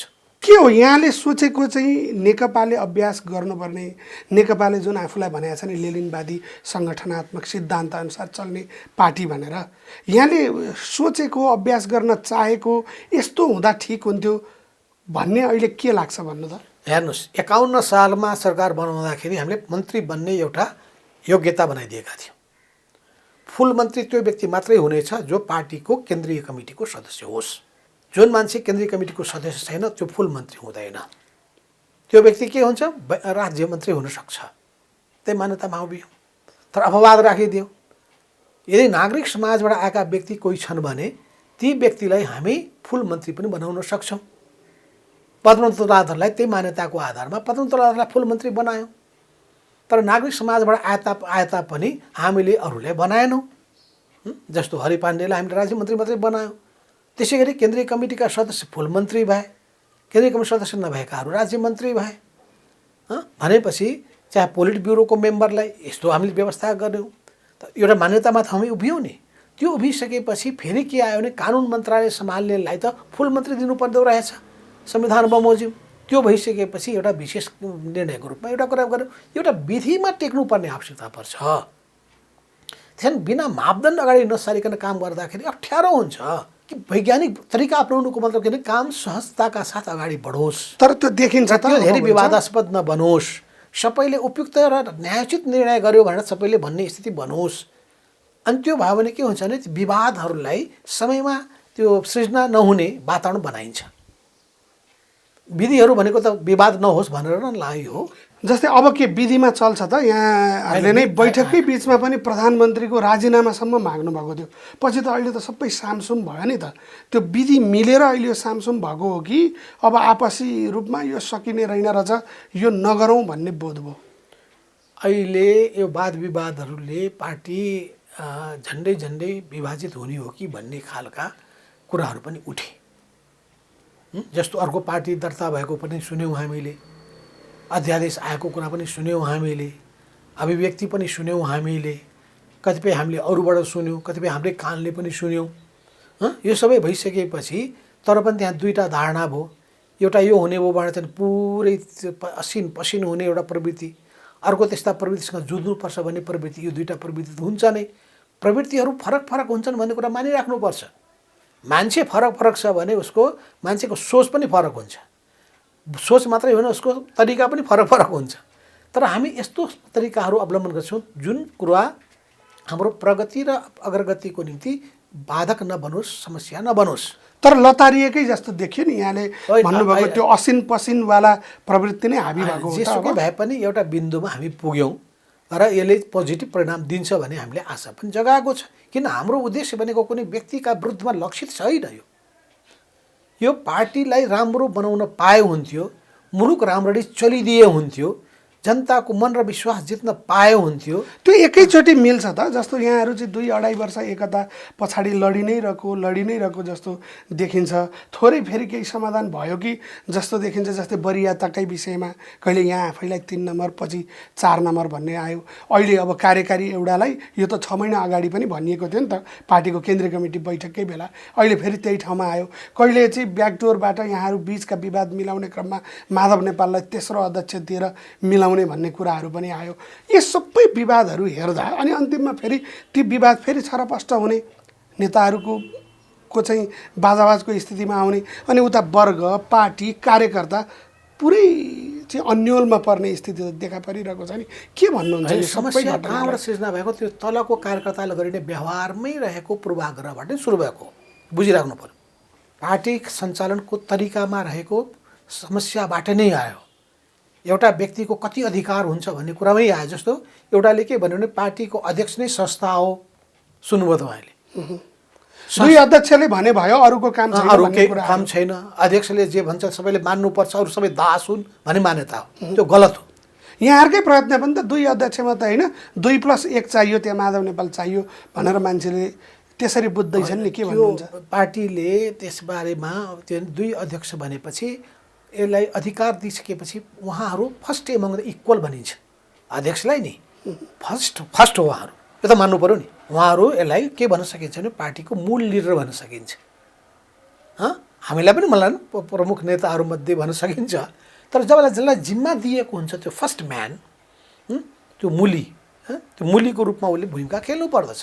तर ऊ सर्वैसर्वा हुँदैन। ऊ जे मन लाग्यो त्यो एक आफ्नो मनोगत रूपमा गर्न पाउँदैन। ऊ केसको अधीन? किन कम्युनिस्ट पार्टीको सिद्धान्त के छ भने सिङ्गो पार्टी सदस्यहरू महाधिवेशनको अधीनमा हुन्छन्। एक। दोस्रो, महाधिवेशन नभएको बेलामा सिङ्गै पार्टीमा केन्द्रीय कमिटी नै सबैभन्दा सर्वोच्च हुन्छ। 2। तेस्रो, यहाँ अनेक व्यक्तिहरूमध्ये बहुमत र अल्पमतको व्यवस्था भएको हुनाले बहुमतको मातहतमा अल्पमतले बस्नै पर्छ। 3। र चौथो, व्यक्ति जहिले पनि सङ्गठनको मातहतमा हुन्छ। यसलाई अर्को रूपमा भन्न सक्छ, व्यक्ति सङ्गठनको मातहतमा हुन्छ। तर त्यो देखिएन नि त। त्यो व्यक्ति भनेको त्यो अध्यक्ष पनि लाग्छ। 2 अध्यक्षले जे गर्यो त्यो निर्णय जस्तो भयो। यही बिचमा पनि जुन यो कार्यदल बन्यो नि, एकातिर स्थायी कमिटीको बैठक माग गर्ने निवेदन हालेर नेताहरूले, अर्कोतिर 2 अध्यक्ष फ्याक्ट बसेर कार्यदल बनाइदिने, त्यसमा त यहाँले पनि त मान्नु भयो। होइन, त्यस्तो भएको होइन कि यहाँको सहमतिमा होइन? त्यस्तो भएको होइन। 2 अध्यक्षले परामर्श गर्न पाउनुहुन्छ। किन पहल त कसैले गर्नुपर्ने, कसले बोल्ने? बैठक बस्ने बित्तिकै पहिले बोल्ने कसले? तर स्थायी कमिटीको निर्णय चाहिँ 2 अध्यक्षले बसेर अब कार्यदल बनाऊ भनेर कमिटीलाई डिफङ्क गर्ने काम गरियो भने त्यस्तो पनि गरेको होइन। त्यो पनि अब बाहिर कसरी गयो कुराहरू। 2 अध्यक्षले परामर्श गर्नुभएकै हो। तर हामीसँग पनि परामर्श भयो, मसँग पनि परामर्श भयो। र मसँग भनेको यहाँको कुरा के 2 को ठाउँमा 3 जना बीच सहमति भयो भने त्यो विधि हो। जस्तो मानिलिउँ सचिवालयका सदस्यहरूसँग परामर्श गर्यो भने अनि परामर्शबाट त्यो पहल चाहिँ भयो। तर त्यो निर्णय कहाँबाट गर्नुपर्छ? फेरि कमिटीबाट गर्नुपर्छ। किन हाम्रो विधानमा के लेखेको छ भने, मैले त्यही बैठकमा पनि भने, विधानमा प्रष्टै लेखेको छ कार्यदल गठन गर्ने अधिकार कसको। यहाँ कस्तो पर्दैनन् कि यो त लामो किन विधान पढेर जानी बुझी मिचेको नमिचेको कस्तो छ भने, एक त यो विधानमा लेखिएको कुरा हतार पतारमा लेखिएको होइन। यो लामो अभ्यासबाट अनेक वाद विवादबाट गुज्रेपछि त्यसलाई व्यवस्थित गर्नका लागि विधान बनाइन्छ। विधान त यसले बनाइन्छ नि, सबैवटा नियम कानुनमा सबै बाँधिउन्, विधिमा बाँधिउन्। तर विधान मान्न पनि कार्यदल बनाउनु पर्ने भनेपछि कार्यदल गठन गर्ने पार्टीको कमिटीले गर्नुपर्छ। र यो जुन हो सचिवालय जुन हो हाम्रो पार्टीभित्रको कोर लिडरसिपको कोर टिम हो। यो त लिडरसिपको कोर टिमकोले निर्णय गरेर गर्नुपर्छ भन्ने कुरामा हामी गयौँ र निर्णय त्यसले गर्यो। अरू समस्या कहाँ भयो भन्दाखेरि पहिले यसलाई 2टा अध्यक्षको निर्णयको रूपमा गइदियो, जबकि 2टाको अध्यक्षको प्रस्ताव हुनुपर्दथ्यो। त्यो लेख्ने कुरामा पनि मैले आपत्ति जनाएको छु, त्यसलाई करेक्सन गरियोस्। त्यहाँ पछि पनि आएको प्रस्तावमा लेखिएको कुरा गलत छ। कार्यदलको रिपोर्टमै माथि 2 अध्यक्षले बनाएको भनेर लेखेको छ नि। हामीले पनि सुरुमै यसलाई कमिटीको बैठक बोलाएर गरियोस् पनि भनेको हुनाले उहाँहरूको ध्यान गएन। कहिलेकाहीँ त नजानिकन पनि त्रुटि हुन्छ, त्यसलाई पनि त्यो त्रुटिलाई पनि खेदिरहने काम गर्नु हुँदैन। तर जब त्यसलाई जानिकन पेल्न खोजियो भने त्यो जानी बुझिकन गरिएको भन्ने बुझ्ने स्थिति बन्छ। मैले के उठाएँ भन्दाखेरि फेरि पनि प्रस्तावमा गल्ती आएको छ। 2टा कुरा गल्ती छ। एउटा निर्णय प्रस्ताव, यो शब्द प्रयोग गर्नै गलत हो। निर्णय प्रस्ताव लेख्न थालिसकेपछि अध्यक्षले निर्णय प्रस्ताव ल्याउँछन्, त्यसमा प्रतिवेदन पनि निर्णय प्रतिवेदन लेख्नु पर्यो। निर्णय प्रतिवेदन हुन्छ त्यो त प्रस्तावित कुरा न हो, प्रस्ताव भन्नुपर्छ, त्यसलाई निर्णय होइन। त्यो त अन्तिममा जब निर्णयार्थ प्रस्तुत गरिन्छ नि, निर्णयार्थ सबै विचार मन्थन भइसकेपछिको जुन निचोड निकालिन्छ र त्यसको जवाब दिइसकेपछिको त्यो आउँछ, त्यो निर्णय प्रस्ताव हो। त्यो निर्णयार्थ प्रस्तुत गरिन्छ, निर्णयार्थ प्रस्तुत गर्ने भनिन्छ नि जसलाई। अब यति पनि नजान्ने र जबरजस्ती पेल्न खोज्ने, यही प्रवृत्ति बिग्रेको हो। यहाँ मै जान्दछु, अरू केही पनि जाने छैनन् भनेर त्यो चाहिँ त्यो अल्पज्ञानले हो या मिचिने प्रवृत्तिले हो। भनेपछि अब ठिक हुने प्रक्रिया सुरु भएको हो त। अब त्यो दिशामा अगाडि बढ्न हामी खोजिरहेका छौँ। यसलाई पोजिटिभली लियौँ र चाहिँ पोजिटिभली लिएर चाहिँ हामी त्यही अनुसारको व्यवहार गरौँ। जसबाट व्यवहार हुँदैन मान्छेले थाहा पाइहाल्छन् कसले समस्या खडा गर्यो। अब यत्रो विधि भइसकेपछि दुनियाँको अब कम्युनिस्ट पार्टीको सबै गतिविधि त दुनियाँलाई सरस्पष्ट छ नि, छर्लङ्ग छ नि दुनियाँका सामुमा। लेखेका कागजका त सबै पानाहरूमा लेखिएका चिजहरू त प्रश्न छन् नि। अनि त्यहाँ प्रश्नता भएका कुराहरू त मैले उठाएको पनि छु। कतिपय कुराहरू मेरा बुझा पनि तपाईँ सुझावको रूपमा राखिदिएको छु मैले। अहिले सुझाव मात्रै भनेको छु मैले, त्यहाँ भने बैठकमा मेरो त 15 पेजको एउटा फरक मत राख्नेवाला थिएँ मैले। तर अहिले जसरी प्रस्ताव आएको छ त्यो प्रस्तावमा मलाई खुसी लागेको छ। तर यो प्रस्तावको सँगसँगै मैले केही अरू कुराहरूमा पनि ध्यान आकर्षित गर्न खोजेको छु भन्दाखेरि अध्यक्ष कमरेड प्रचण्डले चाहिँ ल ठिक छ प्रस्तुत गर्नुहोस् भनेर भन्नुभयो। प्रस्तुत गरियो, बिग्रिन्छ कहाँ? प्रस्तुत गर्न खोज्यो, प्रस्तुत गर्न दिन नभएपछि समस्या खडा भएन। भने पछाडि अब यहाँले फरक मत पनि राख्नुभयो, महाधिवेशन गर्ने कुरा पनि आएको छ। तर जति पनि कम्युनिस्ट पार्टी अन्तर्गत विचारको बहस हुनुपर्ने भयो, अघि नै यहाँले भन्नुभयो उम्नी यतिका थुप्रा कुराहरू आए तर आम जनताका विषय आएनन् भन्दा अब त्यो विचारको प्रश्नमा छलफल गरेर यसलाई सर्वहारा वर्गको पार्टी बनाउने गरी अब यो महाधिवेशनतर्फ अगाडि बढेको हो कि नेताहरूकै चोचोमोचो मात्रै? भन्दा पहिलो कुरा म गर्न चाहन्छु, यी हामी विभिन्न ठाउँमा जनताका क्रन्दनहरू सुन्छौँ, हाम्रो मन पोल्छ। हेर्नुहोस्, तत्काल राज्यले किन त्यसलाई इनिसिएटिभ लिँदैन र तत्काल त्यसलाई सम्बोधन किन गर्दैन भन्ने मन पोल्छ। एउटा कम्युनिस्ट भएको नाताले पनि, सत्ताधारी पार्टीको एउटा नेता भएको नाताले पनि मेरो पनि मन पोल्न थाल्छ। त्यो सरकारको संवेदनशीलता देखिनु पर्यो, तरिका अप्नाउनु मनमा पोलिरहेको होला अरे मानिलियो, एकछिनलाई दिउँ। तर त्यसलाई तपाईँ सम्बोधन गर्नु भएन भने देखिँदैन नि, ती कसैले पनि देख्न सक्दैन नि। इमिडिएट सम्बोधन गर्नुहोस् न। यत्रो विधि अन्याय अत्याचार भइरहेको छ, त्यहाँ सम्बोधन गर्ने तरिका के छ? सम्बोधन गरेको छ तर विपक्षीले आफैमा घेराबन्दी गरेर चाहिँ त्यो भन्दै गरेनन्, राम्रो कुरा प्रचारै गरेनन् भन्ने छ नि प्रधानमन्त्रीतर्फको कुरा। त त्यो गुनासो गर्नुभन्दा राम्रो काम गरेर देखाइदिनुपर्छ। कहिलेकाहीँ के हुन्छ नि, तपाईँले 10वटा राम्रो काम गर्नुभयो, एउटा काम राम्रो गर्नु भएन भने त्यो 10वटा कामहरू पनि राम्रो काम पनि छोपिन्छ। त्यसैले मैले 10वटा राम्रो कामको प्रशंसा गरेन भनेर गीत गाउनुभन्दा पनि त्यो एउटा कुन कामले गर्दाखेरि मेरो सबै जति तपाईँको प्रतिष्ठा त के तपाईँले बढाउनु अरे। कहिलेकाहीँ यस्तो तपाईँले नराम्रो काम गर्नुभयो कि तपाईँको जम्मै प्रतिष्ठा भनेको धुलोमा मिल्यो। के गर्नु छ तपाईँ? सायद प्रतिष्ठा बढाउने ढङ्गले काम गर्नुपर्छ, इज्जत बढाउने ढङ्गले काम गर्नुपर्छ, गुनासो सम्बोधन गर्ने ढङ्गले काम गर्नुपर्छ, विश्वास जित्ने ढङ्गले काम गर्नुपर्छ। ढङ्ग पनि ठिक भएन भने पनि जनताबाट विश्वास जित्न सकिँदैन। तर माधव नेपाल आफैलाई पनि प्रधानमन्त्री हुने यो बिचमा प्रचण्डसँगको चाहिँ एलायन्सले प्रधानमन्त्रीको चाहिँ उहाँले अफर गर्नुभएको थियो र यो सारा गडबड भएको भन्ने आरोप छ नि यहाँलाई। को प्रधानमन्त्री हुनेवाला थिए? माधव नेपाललाई प्रधानमन्त्री बनाउनको लागि त्यो चाहनामा राजीनामा पनि मागियो, पार्टीभित्र विवाद पनि खडा भयो। अन्तिममा प्रचण्डले बाजी मारे आफू अलि बलियो भए, माधव नेपाल चाहिँ कर्नरै परे भन्छन्। भन्नेहरूले त्यो पनि भन्छन्। अवश्य पनि मलाई प्रधानमन्त्रीको अफर गर्नुभएका यो हाम्रा केही कमरेडहरूले, पार्टीका सचिवालयका कमरेडहरूले मलाई प्रस्ताव राख्नुभएकै पनि हो। तर मैले मानिनँ। किन मानिनँ भन्दाखेरि अहिले पार्टीभित्रको अवस्था कस्तो छ भन्दाखेरि कता कता हेर्दाखेरि विषयवस्तु उठाउने मध्ये म एउटा परेँ, प्रमुखै पर्नुभयो। मैले प्रमुख रूपमा त्यहाँ आएर र म एक्लो पनि हुने गएँ। तर म एक्लो भए पनि एक्लो बृहस्पति झुठा भन्ने खालको मान्यताको मान्छे हो म। सही कुरामा म एक्लो हो कि दुक्लो हो भन्ने आजदेखि होइन, तपाईँलाई भनिदियो। जतिखेर हाम्रो कोअर्डिनेसन नेकपा कोअर्डिनेसन केन्द्रमा हामीले चाहिँ बहस गरिरहेको बेलामा चाहिँ हामीले नेकपा माले भइसकेपछि प्रधानतन्त्र विरोधको बारेमा निकै ठुलो बहस गरिरहेका थियौँ। हामी अल्पमतमा पर्यौँ, मदन भण्डारी कर्ण पनि अल्पमतमा पर्नुभयो, म पनि अल्पमतमा परेँ, बसियो।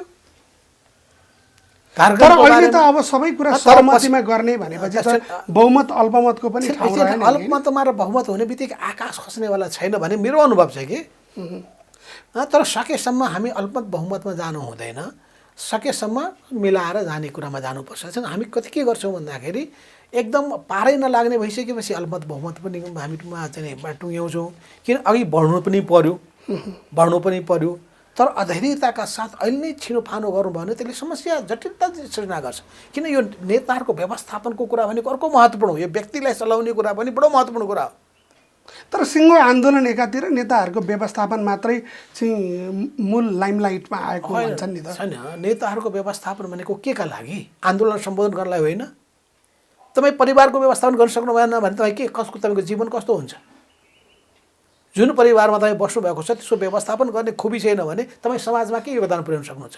त्यो हुन्छ ऊ त्यो एउटा परिवारको मान्छेले आत्महत्या गरेर मरे जस्तै हुन्छ। भनेपछि ऊ आफै मानसिक रूपमा त स्वस्थ हुन सक्नु पऱ्यो नि। ऊ बसिरहेको परिवेश त ठिक हुनु पऱ्यो नि। उसले व्यवस्थापन गर्ने खुबी कौशलता त देखाउन सक्नु पऱ्यो नि। तपाईँले पार्टी बनाउनु भएको छ, पार्टी राम्रो बनाउनुको लागि तपाईँ दावा गर्दै हुनुहुन्छ। के को लागि? पार्टी के को लागि? जनताको लागि। अनि जनताको समस्या सम्बोधन गर्नका लागि पार्टीले त उच्चतम महत्त्व दिनु पऱ्यो नि छलफलमा, बहस गर्ने कुराहरूमा। यहाँ मान्छेले कस्तो बुझिरहेका छन् भन्दा यो पद हो, पदको निम्ति मारामार गरिरहेको छ। पद होइन, पार्टीभित्र रहेका काम तौर तरिकाहरू हुन्। यहाँ चिन्तन पनि हो, दृष्टिकोण पनि हो। किन भन्दाखेरि समाजमा समस्या खडा भइरहेको छ, सरकारको यथोचित ध्यान गएन भनेपछि सरकारमा बस्ने मान्छेहरू चाहिँ आफ्नो काममा जुन हिसाबले क्रियाशील हुनुपर्ने हो हुन सकेनन्। त्यसको पछाडिको कारण के होला खोज्नु परेन। जिम्मेवारी कसको काँधमा जान्छ? अन्तमा गएर त्यो पार्टीकै काँधमा जान्छ। त्यो खालि एकजना व्यक्तिले चाहिँ त्यसको निम्ति चाहिँ भारी बोकेर अनि दुनियाँको चित्त बुझ्दैन, त्यो दोष सिङ्गो पार्टीलाई दिन्छ। यस अर्थमा पनि यसले पार्टीको साथ लिन सकियो भने त्यो सरकारलाई निकै राम्रो हुन्छ, स्वयं प्रधानमन्त्रीलाई पनि राम्रो हुन्छ। किन सरकार सफल हुनु भनेको पार्टी सफल हुनु हो र स्वयं प्रधानमन्त्री सफल हुनु हो। यो सबै जोडिएको छ, अन्तर सम्बन्धी छ। कसको पालाको सरकार भन्ने कुरा जोडिन्छ। तर उहाँले त मैले चाहिँ निकै राम्रो गरेँ, विकासको कुरा पनि मैले भने किन अरूले नगरेका, रेलको कुरा मैले भने किन अरूले नगरेका, यत्रो चाहिँ अहिले नक्सा जारी मैले गरेँ किन अरूले नगरेका, अरू पनि त प्रधानमन्त्री भए भन्ने कुरा आएको छ नि त। अब यस्ता कुरालाई अहिले धेरै नउठाउँ। फेरि मान्छे प्रश्न खडा गर्छन्, पहिलोचोटि प्रधानमन्त्री हुँदाखेरि किन गर्नु भएन, उठाइदिनु के जवाब दिनुहुन्छ? त्यस्तो कुरा नगरौँ। अब संसारको अनुभवको कुरा म सुनाइदिन्छु तपाईँलाई। बिहारको मुख्यमन्त्रीले पहिलो फेजमा पहिलोचोटि मुख्यमन्त्री हुँदाखेरि के गरे, दोस्रोचोटि हुँदाखेरि के गरे, तेस्रोचोटि हुँदाखेरि के गरे, लिक्यानुले पहिलो पटकमा के गरे, सेकेन्डचोटिमा के गरे भन्ने कुराहरू पनि त्यसबारेमा राम्रै अध्ययन मैले गरेको छु। संसारभरिको कुरा गर्नु छ भने त्यसमा पनि म लामो लेक्चर दिन सक्छु, भाषण गर्न सक्छु। कुरो के हो भन्दाखेरि जे भए तापनि राष्ट्रको सरकारको विषयमा जनताले आशा के गरेका हुन्छन् भन्दाखेरि कम्युनिस्ट पार्टीमाथि। जनताको सरकारको विषयमा जनताले के आशा गरेका हुन्छन्? कम्युनिस्ट पार्टीमाथि। उसैले अब यी दुईटै कुराप्रति संवेदनशील पार्टी भएको हुनाले राष्ट्र जनताको निम्ति समर्पित हुने पार्टी हो यो। निजी स्वार्थको निम्ति मरिहत्ते गर्ने पार्टीहरूको जमात होइन यो। निजी स्वार्थको निम्ति बनेको होइन यो। सिद्धान्त र विचारको जबमा उभिएको पार्टी हो। तर यो आफैमा कम्युनिस्ट पार्टी नै होइन भन्छन् नि त मान्छेहरू। यसको व्यवहार, यसको प्राथमिकता, यसको तौर तरिका, यो भित्रका आन्तरिक छलफलहरू, त्यसको निचोड जसरी आउँदैछ, यसको दुईटा कोण छ। एउटा कोण के छ भन्दाखेरि यो कम्युनिस्ट पार्टी होइन, यो प्रजातान्त्रिक पार्टी हो भन्ने पोजिटिभ एङ्गलबाट पनि छ। किन भन्दाखेरि उनीहरूले बुझेको कम्युनिस्ट होइन, सिद्धान्तमै यो पुँजीवादी पार्टी हो भन्ने एउटा कोण के छ भन्दाखेरि कम्युनिस्ट पार्टी भनेको दैत्य र दानव जस्ता हुन्छन्, तानाशाह हुन्छन्, अरूको कुरा सुन्दैनन्, विरोधी हुने बित्तिकै गोली ठोकेर मारिदिन्छन्, सिध्याइदिन्छन् भने डर्ने त्यो ठान्नेहरूले यिनीहरू त बडा भला आदमी पो रहेछन्, असल रहेछन् भन्ने ठान्ने कोण पनि छ। उनीहरूको त्यो भ्रमलाई हामीले मुक्त गर्न सक्यो राम्रै हो। अर्को कोण के छ भन्दाखेरि कम्युनिस्ट पार्टी आदर्शबाट चल्दछ, त्यो आदर्श देखिएन। त्यागबाट चल्दछ, त्याग देखिएन। समर्पण चल्दछ, समर्पण देखिएन। जनताको दुःखमा हुने गर्दछ, सुखमा रमाउने गर्दछ, त्यो पनि देखिएन। कार्यकर्ता नेताहरू स्वार्थी भए, आफ्नै स्वार्थको निम्ति मरिहत्ते गर्छन्। भन्ने ठान्ने एउटा अर्को मोचो। यो अर्को सोचलाई हामीले गम्भीरताका साथ लिनै पर्दछ। पहिलो सोचलाई पनि लिनुपर्दछ कि कम्युनिस्ट पार्टी वास्तवमा जनताको र लोकतान्त्रिक विधिबाट चल्ने पार्टी भएको हुनाले, लोकतान्त्रिक मूल्य र मान्यतालाई अवलम्बन गर्ने पार्टी भएको हुनाले यसलाई अन्यथा रूपमा लिनु भएन।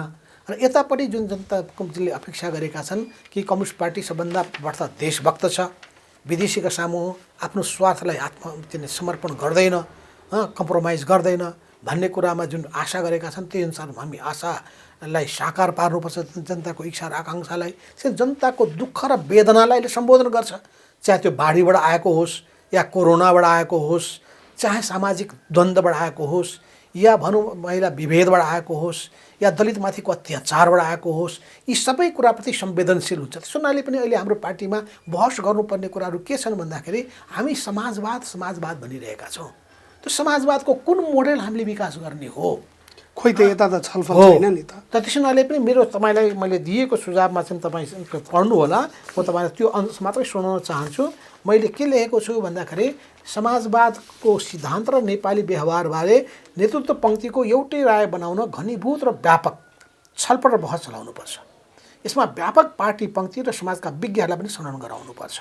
समाजवादको उद्देश्य नै के हो भने सबै खाले भेदभाव, असमानता, शोषण, उत्पीडन र विकृति विसङ्गतिको अन्त्य गरी, चाहे त्यो महिला हिंसाको कुरा होस्, या दलितमाथिको अत्याचारको कुरा होस्, या गरिबहरूमाथि हेला होचो गर्ने र सताउने कुरा होस्, यी सबै गरी न्यायपूर्ण, समानतामा आधारित, सुखी, समृद्ध र सुसंस्कृत समाजको स्थापना गर्नु। राम्रो संस्कृति चाहियो, राम्रो संस्कार चाहियो, राम्रो बानी व्यवहार चाहियो। हेर्नुहोस् त जापानिजहरूको स्टाइल कति विनम्रता हुन्छ, नेपालीको हेर्नुहोस् त कति ठाडो हुन्छ। विनम्र हुनु पर्दैन भने यी कुरामा स्पष्ट हुँदै हामीले शिक्षा, स्वास्थ्य, रोजगारीको जिम्मेवारी राज्यले वहन गर्नुपर्दछ र प्रत्येक व्यक्तिमा अन्तर्निहित क्षमता र खुबीको पहिचान र सम्मान गर्दै उनीहरूको व्यक्तित्व विकास गर्ने वातावरण तयार गर्नुपर्छ। तब नै जनताको विश्वास हामी जित्न सक्दछौँ। जब प्रत्येक व्यक्तिमा अन्तर्निहित व्यक्तित्वको तपाईँ विकास गर्नुभयो भने उसलाई आत्मविश्वास पैदा हुन्छ, अनि यो सरकारप्रतिको विश्वास, कम्युनिस्ट पार्टीप्रतिको विश्वास पैदा हुन्छ। त्यसै गरी नेपाली अर्थतन्त्रलाई चलायमान बनाउन आजको सन्दर्भमा कुन क्षेत्रको भूमिका र योगदान सबैभन्दा प्रभावकारी र आवश्यक हुन्छ भन्ने कुरामा स्पष्ट हुँदै राष्ट्रिय पुँजीको विकास गर्ने, तीन खम्बे अर्थनीतिलाई दृढताका साथ अवलम्बन गर्दै विदेशी पुँजी र सहायताको प्रभावकारी रूपमा उपयोग गर्दै राष्ट्रिय उत्पादनमा वृद्धि र उत्पादकत्व क्षमता बढाउने कुरामा ध्यान दिनुपर्छ। र त्यसपछि नेपाली अर्थतन्त्रका विभिन्न क्षेत्रको प्राथमिकता क्रम, त्यसको महत्त्व र समग्र अर्थतन्त्रमा पार्ने प्रभावको आधारमा तय गर्नुपर्छ। भ्रष्टाचारको बारेमा पनि त्यही ढङ्गले प्रत्येक मुद्दामा सरकार, भ्रष्टाचारको त अघि पनि कुरा गऱ्यौँ हामीले, त्यहाँ मैले भनिसकेको छु। र त्यसै गरी मैले के पनि बुझाउन चाहन्छु भने हामी कहाँ धेरै बोल्ने, धेरै प्रतिबद्धता व्यक्त गर्ने, ठुल्ठुला कुरालाई घोषणा गर्ने, तर थोरै परिणाम दिने तरिकाबाट जोगिनुपर्छ। र थोरै बोल्ने अनि धेरै परिणाम दिने कार्यशैली अपनाउनुपर्छ। अनुगमन प्रणालीलाई प्रभावकारी बनाउनुपर्छ। अध्ययन, खोज, अनुसन्धान र अन्वेषणको कामलाई सबै क्षेत्रमा विशेष ध्यान दिने र अगाडि बढाउने काम गर्नुपर्छ। हामीले आम जनतामा सकारात्मक भावना पैदा हुने सन्देश सम्प्रेषण गर्नुपर्छ। सुन्दर भविष्यको सपना देखाउनै पर्छ। स्पष्ट दूरदर्शी युक्त सोच राख्दै तदनुरूपको व्यावहारिक, सम्भव र सन्तुलित योजना बनाउने, सो योजना लागू भएन भएको अनुगमन गर्ने, समस्याको पहिचान गरी त्यसको समयमै समाधान गर्ने र कम्तीमा पनि तोकिएको समयमा र सकेसम्म कम खर्चमा गुणस्तरीय सेवा र परिणाम दिने तरिका अवलम्बन गर्नुपर्छ। पार्टी र सरकारले सार्वजनिक सरोकारका काममा जनताको सहभागिता जोड्नुपर्छ। यो कोभिडको समस्यामा पनि त्यही आउँछ। कोभिडको बारेमा मैले के भने भन्दाखेरि यो कोभिडको समस्या हल गर्दाखेरि भोलिन्टियरहरूको टिम किन बनाउने? यो समाज सेवामा लागेकाहरू र नयाँ युवाहरूको एउटा पङ्क्ति तयार गरेर ती पीडामा परेका कोभिडको समस्या र कोभिडको कारणले गर्दाखेरि आर्थिक रूपमा समस्या बेहालमा अवस्थामा परेकाहरूलाई कहाँ पुग्ने, त्यसलाई सम्बोधन गर्ने, स्थानीय निकायलाई सहयोग पुर्याउने, वडा कमिटीलाई सहयोग पुर्याउने, नगरपालिका, गाउँपालिका। तर संयन्त्र नै त्यस्तो हुनुपर्थ्यो भन्छन् नि। जस्तो केरलाले त गरिबै राज्य हो, तर निकै राम्ररी उसले गर्न सकिन्थ्यो। आन्तरिक संरचना नै त्यति व्यवस्थित। त्यस हुनाले मैले केरलाको अनुभव सम्बन्धी एउटा किताब मैले मगाएको छु। त्यो केरलाको अनुभवको बारेमा छलफल गरे हुँदैन हामीले कि हामीले यी जनतासित जोडिएका सरोकारका विषयमा छलफल गर्ने बैठकै बस्ने भएन कि बैठकमा कोही एजेन्डामा प्रवेश गर्ने भएन। समस्या यहाँ छ, त्यसैको निम्ति त कार्यशैलीको समस्या खडा भयो। एकलौटी निर्णय गर्ने कुराहरू, सल्लाह गर्दै नगर्ने कुराहरू, जस्तो तपाईँले सबैवटा अस्पतालमा कोभिड र कोभिडका बिमारी राखिदिइसकेपछि अरू बिमारीले जहिले पनि अस्पताल भरिने गर्दथ्यो। ती बिमारीको बेहालो भएन। अनि कस्तो मनोविज्ञान हुन्छ भने त्यहाँ एउटा कोभिडको बिमारी बसेको छ भने अस्पतालमा जानै डर लाग्दो हुन्छ। तपाईँले त्यो अस्पतालको एउटा कम्पाउन्डभित्र कोभिडकाहरू अर्को कम्पाउन्डमा जान्छन् या अर्को अस्पतालमा मात्रै राखिएको छ भनेपछि मान्छे त्यो अस्पतालमा अरू रोगका बिमारीका मान्छेहरू जान सक्दछन्। अनि तपाईँले डेडिकेटेड हस्पिटल किन बनाउनुहुन्न? किन सबै अस्पतालमा अनि कोठा छुट्याएर हुन्छ? यो घरको जस्तो आइसोलेसन जस्तो हो भनेपछि त्यहाँ त तपाईँले त्यो कम्पाउन्डलाई नै सुरक्षित गर्नुपर्ने आवश्यकता पर्दछ। अझै त्यो अस्पतालको एउटै कम्पाउन्ड छ भने त्यो अस्पताललाई तपाईँले कि त कोरोनाको निम्ति मात्रै भन्नुहोस् कि नन कोरोनाको निम्तिमा चाहिँ तपाईँले गर्नुहोस्। अनि त्यो पनि नगर्ने यो कस्तो चिन्तन, कस्तो बुद्धि, कस्तो भन्नुहोस्। अहिले हामीले सुन्यौँ कि यो हामीले लगाउने गरेको मास्ककै क्वालिटीमाथि प्रश्न खडा भयो। अनि किन ध्यान जाँदैन समयमा राज्यको त्यो निकायको? राज्यका निकाय संस्थागत होइनन् र यो नगर्दाखेरि तिनीलाई कारबाही गर्नु पर्दैन कि? नयाँ सरकार बनेको हो नेपालमा पहिलोपटक, धेरै साली सरकार छ। धेरै सरकारहरू भनेपछि के यहाँहरूले एजेन्डामा प्रवेश गर्नै नपाएर अहिलेको यो कमजोरी देखिएको हो? हो त नि, व्यापक छलफलै नहुने। तर माधव नेपाल आफै पनि त टेस्टेड हो। अहिले चाहिँ फेरि त्यही प्रधानमन्त्री कसैले बन्नु भनेका कारणले यो सब कुरा गरिरहेको भन्नेहरूलाई तपाईँ के भन्नुहुन्छ? होइन, माधव नेपाल त टेस्टेड हो र छाती सिना तानेर बसेको छ कि त्यसले टेस्टमा फेल भएको छैन माधव नेपाल। चाहे 51 सालको सरकारको समय भन्नुहोस् या 62, 66, 67को सरकारको समयमा भन्नुहोस्, म दुईचोटि सरकारमा गएको छु र त्यो टेस्ट परीक्षामा म पास भएको छु। नयाँ चुनौतीको सामना गर्न तयार छु। आउनुहोस्, बताउनुहोस् माधवले के बदमासी गरेको छ, के भ्रष्टाचार गरेको छ, के अनुचित काम गरेको छ, के अन्याय गरेको छ भन्नुहोस्। त्यसपछि मैले त्यो बेलाको चुनौतीको सामना गर्ने कि गरेन, कि चुनौती एउटा पिठो देखाएर म भागेँ, त्यो पनि बताउनुहोस्।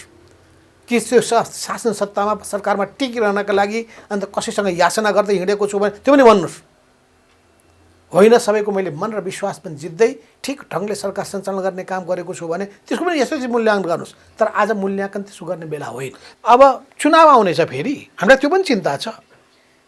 2 वर्षपछि चुनाव आउने भइसकेपछि हामीले त राम्रो इमेजका साथ, राम्रो परिणामका साथ, राम्रो जनताको मनोविज्ञानका साथ जाँदाखेरि न राम्रो हुन्छ। त्यहाँ राम्रो सबै गरे आउँ भन्ने, जनताको मनोविज्ञान तत्रूप बन्न सकेको छैन, जनताको विश्वास जित्न सकेका छैन भने कहाँ न कहीँ त हाम्रो तरिका त गलत हो। प्रचारात्मक काम मात्रै पुगेन भन्न पुग्छ? हुँदैन। यही कोटेश्वरको तपाईँको घर आउने बाटो लामो समयदेखि बनिएको छैन। अब भन्नुहोस्, के भन्नु? त म भन्दा थाकिसकेँ। ती माधव नेपाल हुनुहुन्छ बाटो छैन भन्छन्। अब कम्युनिस्ट पार्टीको सरकार छ भनिन्छ। अनि यस्तो अवस्था भइसकेपछि मन पोल्दैन। अब महाधिवेशन पनि आउँदैछ। 15 वर्ष महासचिव फर्स्टम्यान भएर पार्टी चलाउनु भयो माधव नेपालले। अब फेरि अध्यक्षको आकाङ्क्षा गरिरहनु भएको छ। यस्तो गर्ने बेला होइन, बरु हस्तान्तरणको लागि, पुस्तान्तरणको लागि चाहिँ नेतृत्व गर्नु पर्थ्यो भन्छन् नि केही मान्छे। कसरी हेर्दै हुनुहुन्छ? कसलाई बनाउनु छ ल्याउनुहोस् त ल। मैले सोधेँ त मैले, ल सबैको सहमति होस् त ल, ठिक छ। कुन उमेरको मान्छेलाई नयाँ पुस्ता भन्ने? ल तपाईँ आफू उठ्ने? म उठ्ने कि नउठ्ने छोड्नुहोस्, किन मैले भनेको छैन अहिले। तर के हो त, जस्तै महाधिवेशन सहमतिमा गर्ने भनेको छ नि, यो के भनेको? अब चुनाव हुँदैन, लोकतन्त्र हुँदैन, नेताहरू मिल्दा हुन्छ। अनि महाधिवेशन असहमतिमा बिचमा गर्ने भन्ने त, अनि त्यो त भनिरहनु पर्ने कुरै छैन नि। त्यो निर्णयहरू सहमतिमा गर्ने भने जस्तै त हो नि। कुनै पनि काम सहमतिमा गर्ने भने जस्तै हो। सहमति के हो भने, सहमति जहिले पनि सहमति के हुन्छ भने, जब कमिटीको व्यवस्था भइसकेपछि त्यहाँ अलमत बहुमतको अधीनमा हुन्छ र त्यसलाई नै सबैले सहमति या निर्णय भन्नुपर्दछ। तर के छ त, अहिलेको जुन मिलोमतो अथवा समझदारी देखिएको छ यसमा मूलभूत रूपमा 2 अध्यक्षकै देखिएको छ। अब केपी ओलीले म हुन्न भनेर भनेको परिप्रेक्ष्यमा त्यो कतिको साँचो झुटो मान्छेले संशय त गरि नै रहेका छन्। तर त्यो परिप्रेक्ष्यमा अब प्रचण्ड नै चाहिँ उहाँको प्रस्तावमा एकल अध्यक्ष हुने र फेरि पनि माधव नेपाल चाहिँ सहयोगी नेतृत्वको रूपमा मात्रै अगाडि आउने भन्छन् नि केही टिप्पणीकार। होइन, अहिले त्यो बेलै होइन। यो कुबेलाको बोली नबोल्नु भने भन्छन्। अहिलेको बोली कस्तो निस्किनुपर्छ भन्दाखेरि सहमतिको ठ्याक्क बेलामा भएको बेलामा त्यसमा प्रतिकूल असर नपर्ने आँच नपुग्ने ढङ्गले बोल्नु पर्दछ। त्यसै गरी प्रचण्ड कमरेडसँग मेरो राम्रै समझदारी छ, सहमति छ। अनि यो सहमति बिथोल्ने गरी अविश्वास बढ्ने गरी मैले बोल्ने, उहाँले पनि बोल्नुहुन्न, मैले पनि बोल्दिनँ, या अरू पनि नेताहरूले बोल्नुहुन्न, म पनि बोल्दिनँ। भनेको यो विषयमा अहिले चर्चा अहिले नगर्ने। अब यो एमसिसीको बारेमा निकै ठुलो बहस भयो, जनस्तरबाटै पनि यसको प्रतिरोध भइरहेको छ। यहाँले अघि नै भन्नुभयो यो सर्वहारा वर्गको कम्युनिस्ट पार्टी हो र यहाँकै दस्तावेजमा प्रष्ट छ कि साम्राज्यवादसँग टक्राव छ भनेर। तर एमसिसी आफै साम्राज्यवादी परियोजना हो, यसको इन्डो पेसिफिक रणनीति जो आफैमा एउटा मिलिटरी एलायन्स हो त्योसँग सम्बन्ध छ र एमसिसीमा लेखेको सुरक्षा अमेरिकी सुरक्षा चासोको सम्बोधन गर्नुपर्छ भनेर जुन लेखिएको छ त्यसबारेमा नेकपाको के हो धारणा कसरी? हाम्रो धारणा त क्लियर छ। क्लियर धारणा म तपाईँलाई फेरि धेरै म बताउनु पर्दैन। म यो नीतिगत कुरामा पनि जान चाहन्छु। मैले के भनेको छु भन्दाखेरि अन्तर्राष्ट्रिय सम्बन्धको बारेमा 4वटा विषयलाई मैले अगाडि सारेको छु। पञ्चशीलमा आधारित विदेश नीति, असंलग्न परराष्ट्र नीति, 2 ठुला छिमेकीसँगको सन्तुलित सम्बन्ध, अरूको आन्तरिक मामिलामा हस्तक्षेप जस्ता नीति अवलम्बन गर्नुपर्छ। बोलीमा संयमता तर मुद्दामा स्पष्टता सहित कडान राख्नुपर्छ। आफ्नो राष्ट्रिय हित र सम्मानमा आधारित विदेश नीति अँगाल्नुपर्छ। र उल्लेखित नीति र सोही अनुरूप व्यवहार राष्ट्रियता बलियो बनाउने आधार तथा दीर्घकालीन हितका विषय हुनुपर्छ। राष्ट्रिय हितमा आघात पुग्ने असंलग्नताको परराष्ट्र नीतिका सिद्धान्त विपरीत कुनै सन्धि, सम्झौता वा सहमति गर्नु हुँदैन। एमसिसीले यदि कुनै किसिमको एलायन्स, कुनै किसिमको गठबन्धन को कल्पना गरेको छ भने त्यसमा नेपाल सामेल हुन सक्दैन, सामेल हुनु हुँदैन। तर त्यसमा भनिएको अमेरिकी सुरक्षा चासोलाई सम्बोधन गर्नुपर्छ भनेर नेपालले चाहिँ अमेरिकी सुरक्षा चासोलाई सम्बोधन गर्ने कुरा आउँदैन। यहाँ नेपालमा हामीले अवश्य पनि अमेरिकाका विरोधी गतिविधिहरू गर्ने काम पनि गर्दैन। किन गर्नु? हामीले अमेरिकाका विरुद्धमा यहाँ हामीले गतिविधि गर्नुपर्ने के आवश्यकता छ र? तर उसले आफ्नो सुरक्षा चासोसँग सम्बन्धित नेसनल स्ट्राटेजीमा चीनसँगको घोषित एउटा प्रकारको दुश्मनीको र उत्तर कोरिया र रसियालाई चाहिँ घोषित रूपमै दुष्ट पात्रको रूपमा चित्रण गरेको छ। अमेरिकाको कोही मित्र हुन सक्दछन्, शत्रु हुन सक्छन्, त्यो अमेरिकाको मामिला हो।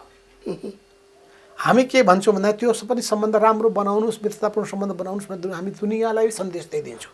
किन बुद्धको धरतीका हामी सन्तान हौँ। सबैलाई हामी के भन्छौँ भन्दाखेरि मिल राम्रो चाहिँ सम्बन्ध सबैतिर विकास गर, शान्ति र भ्रातृत्वको भावनाबाट चल। भनेपछि एमसिसीमा के छ? हामीलाई कुनै खतरा अथवा सचेतनता जोडिएको हुनाले 2टा छिमेकीलाई बढ्ता चिन्ता हुन्छ। किनभने भूगोलबाटै जाने हो नि त। त्यसैले त्यो आफ्नो भूगोलको, नेपालको भूगोलकोबाट अर्को देशका विरोधी कुनै गतिविधि हुन्छ कि भन्ने चिन्ता हुने भएको हुनाले हामी भारतलाई पनि चीनलाई पनि के आश्वस्त पार्छौँ भने नेपालको धरती हाम्रा छिमेकीहरूका विरुद्धमा प्रयोग हुन दिँदैनौँ। नेपालका भूमिबाट तीव्र हितका विरुद्धमा कुनै आतङ्कवादीहरूलाई जाने ठाउँ हामी प्रदान गर्दैनौँ।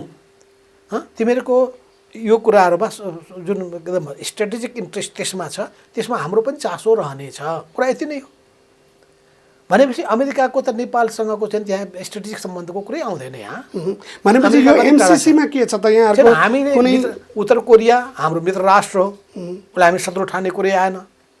अमेरिकाले नि भन्ने हो भने पनि उसले त एकदम पुरै गरेर सिङ्गापुरमा त्यत्रो ट्रम्प र चाहिँ किम जोङ उनसँगको वार्तै भएको छ। भनेपछि यो सम्बन्धहरू चाहिँ भन्नका लागि शत्रुतापूर्ण हुन्छ, तर व्यवहारमा गएर फेरि हेर्नुहोस् यो मित्र र शत्रु भनेको पर्मानेन्ट हुँदो रहेछ। मित्र र शत्रु भनेको कहिले पनि पर्मानेन्ट हुँदैन। एकातर्फ सम्बन्ध शत्रुतापूर्ण थियो अमेरिका र चाहिँ चीनको बिचमा, अर्कोतर्फ पिङ पङ डिप्लोमेसी चलिरहेको थियो। मूलत साम्राज्यवादी परियोजनाहरू देख्दा एउटा हुने, भित्री कथा अर्कै हुने। यस्तो कुरामा हामीले खुलै कसैको पनि ट्र्यापमा पर्ने होइन। त्यो सहयोगको नाउँमा अनुचित सम्झौता, अनुचित शर्तहरू स्वीकार गर्नु मिल्दैन। अहिले के हो त? अब यो कसरी पास हुन्छ त? मित्र राष्ट्रका विरुद्धमा निर्णय गरे हो। अब त्यसबारेमा कुरा उठिसकेपछि अमेरिकनहरूले नै हामीलाई के भनेका छन् भने हामी नेपाललाई कुनै एलायन्समा ल्याउने कुरा, राख्ने कुरा छैन र कुनै एउटा रणनीतिक चाहिँ स्वार्थसँग जोडिएको कुरा होइन। नेपालको आर्थिक विकासको निम्ति मात्र मात्रै हामीले सहयोग दिन चाहेका छौँ भन्ने कुरा उनीहरूको भनाइ छ। उनीहरूको भनाइ बमोजिमकै सबै कागजपत्र छ भने हामीलाई केही आपत्ति पनि छैन। यदि कागजपत्र त्यहाँ लेखिएका कुराहरू त्यस्ता छैनन् भने ती नभएका कुरामा सुधार हुनु पर्यो। अनुचित अहिले हामीले पास के गरेको भन्दाखेरि नेपालको हितमा प्रतिकूल असर पर्ने कुनै पनि प्रावधानहरूलाई सुधार्ने, सच्याएर पास गर्ने। कतिसम्म हुँदो रहेछ भन्दाखेरि यो स्वार्थहरू यी ठुला देशहरूको पत्याउन सकिँदैन। यी शक्तिशाली देशहरू भनेको आफ्नो मुठीमा राख्न चाहन्छ। उनीहरू कस्तो भन्दाखेरि औपनिवेशिक मेन्टालिटीबाट आएका हुन् यिनीहरू। यिनीहरूमा ठुलो शक्तिको अहङ्कारहरू हुन्छ।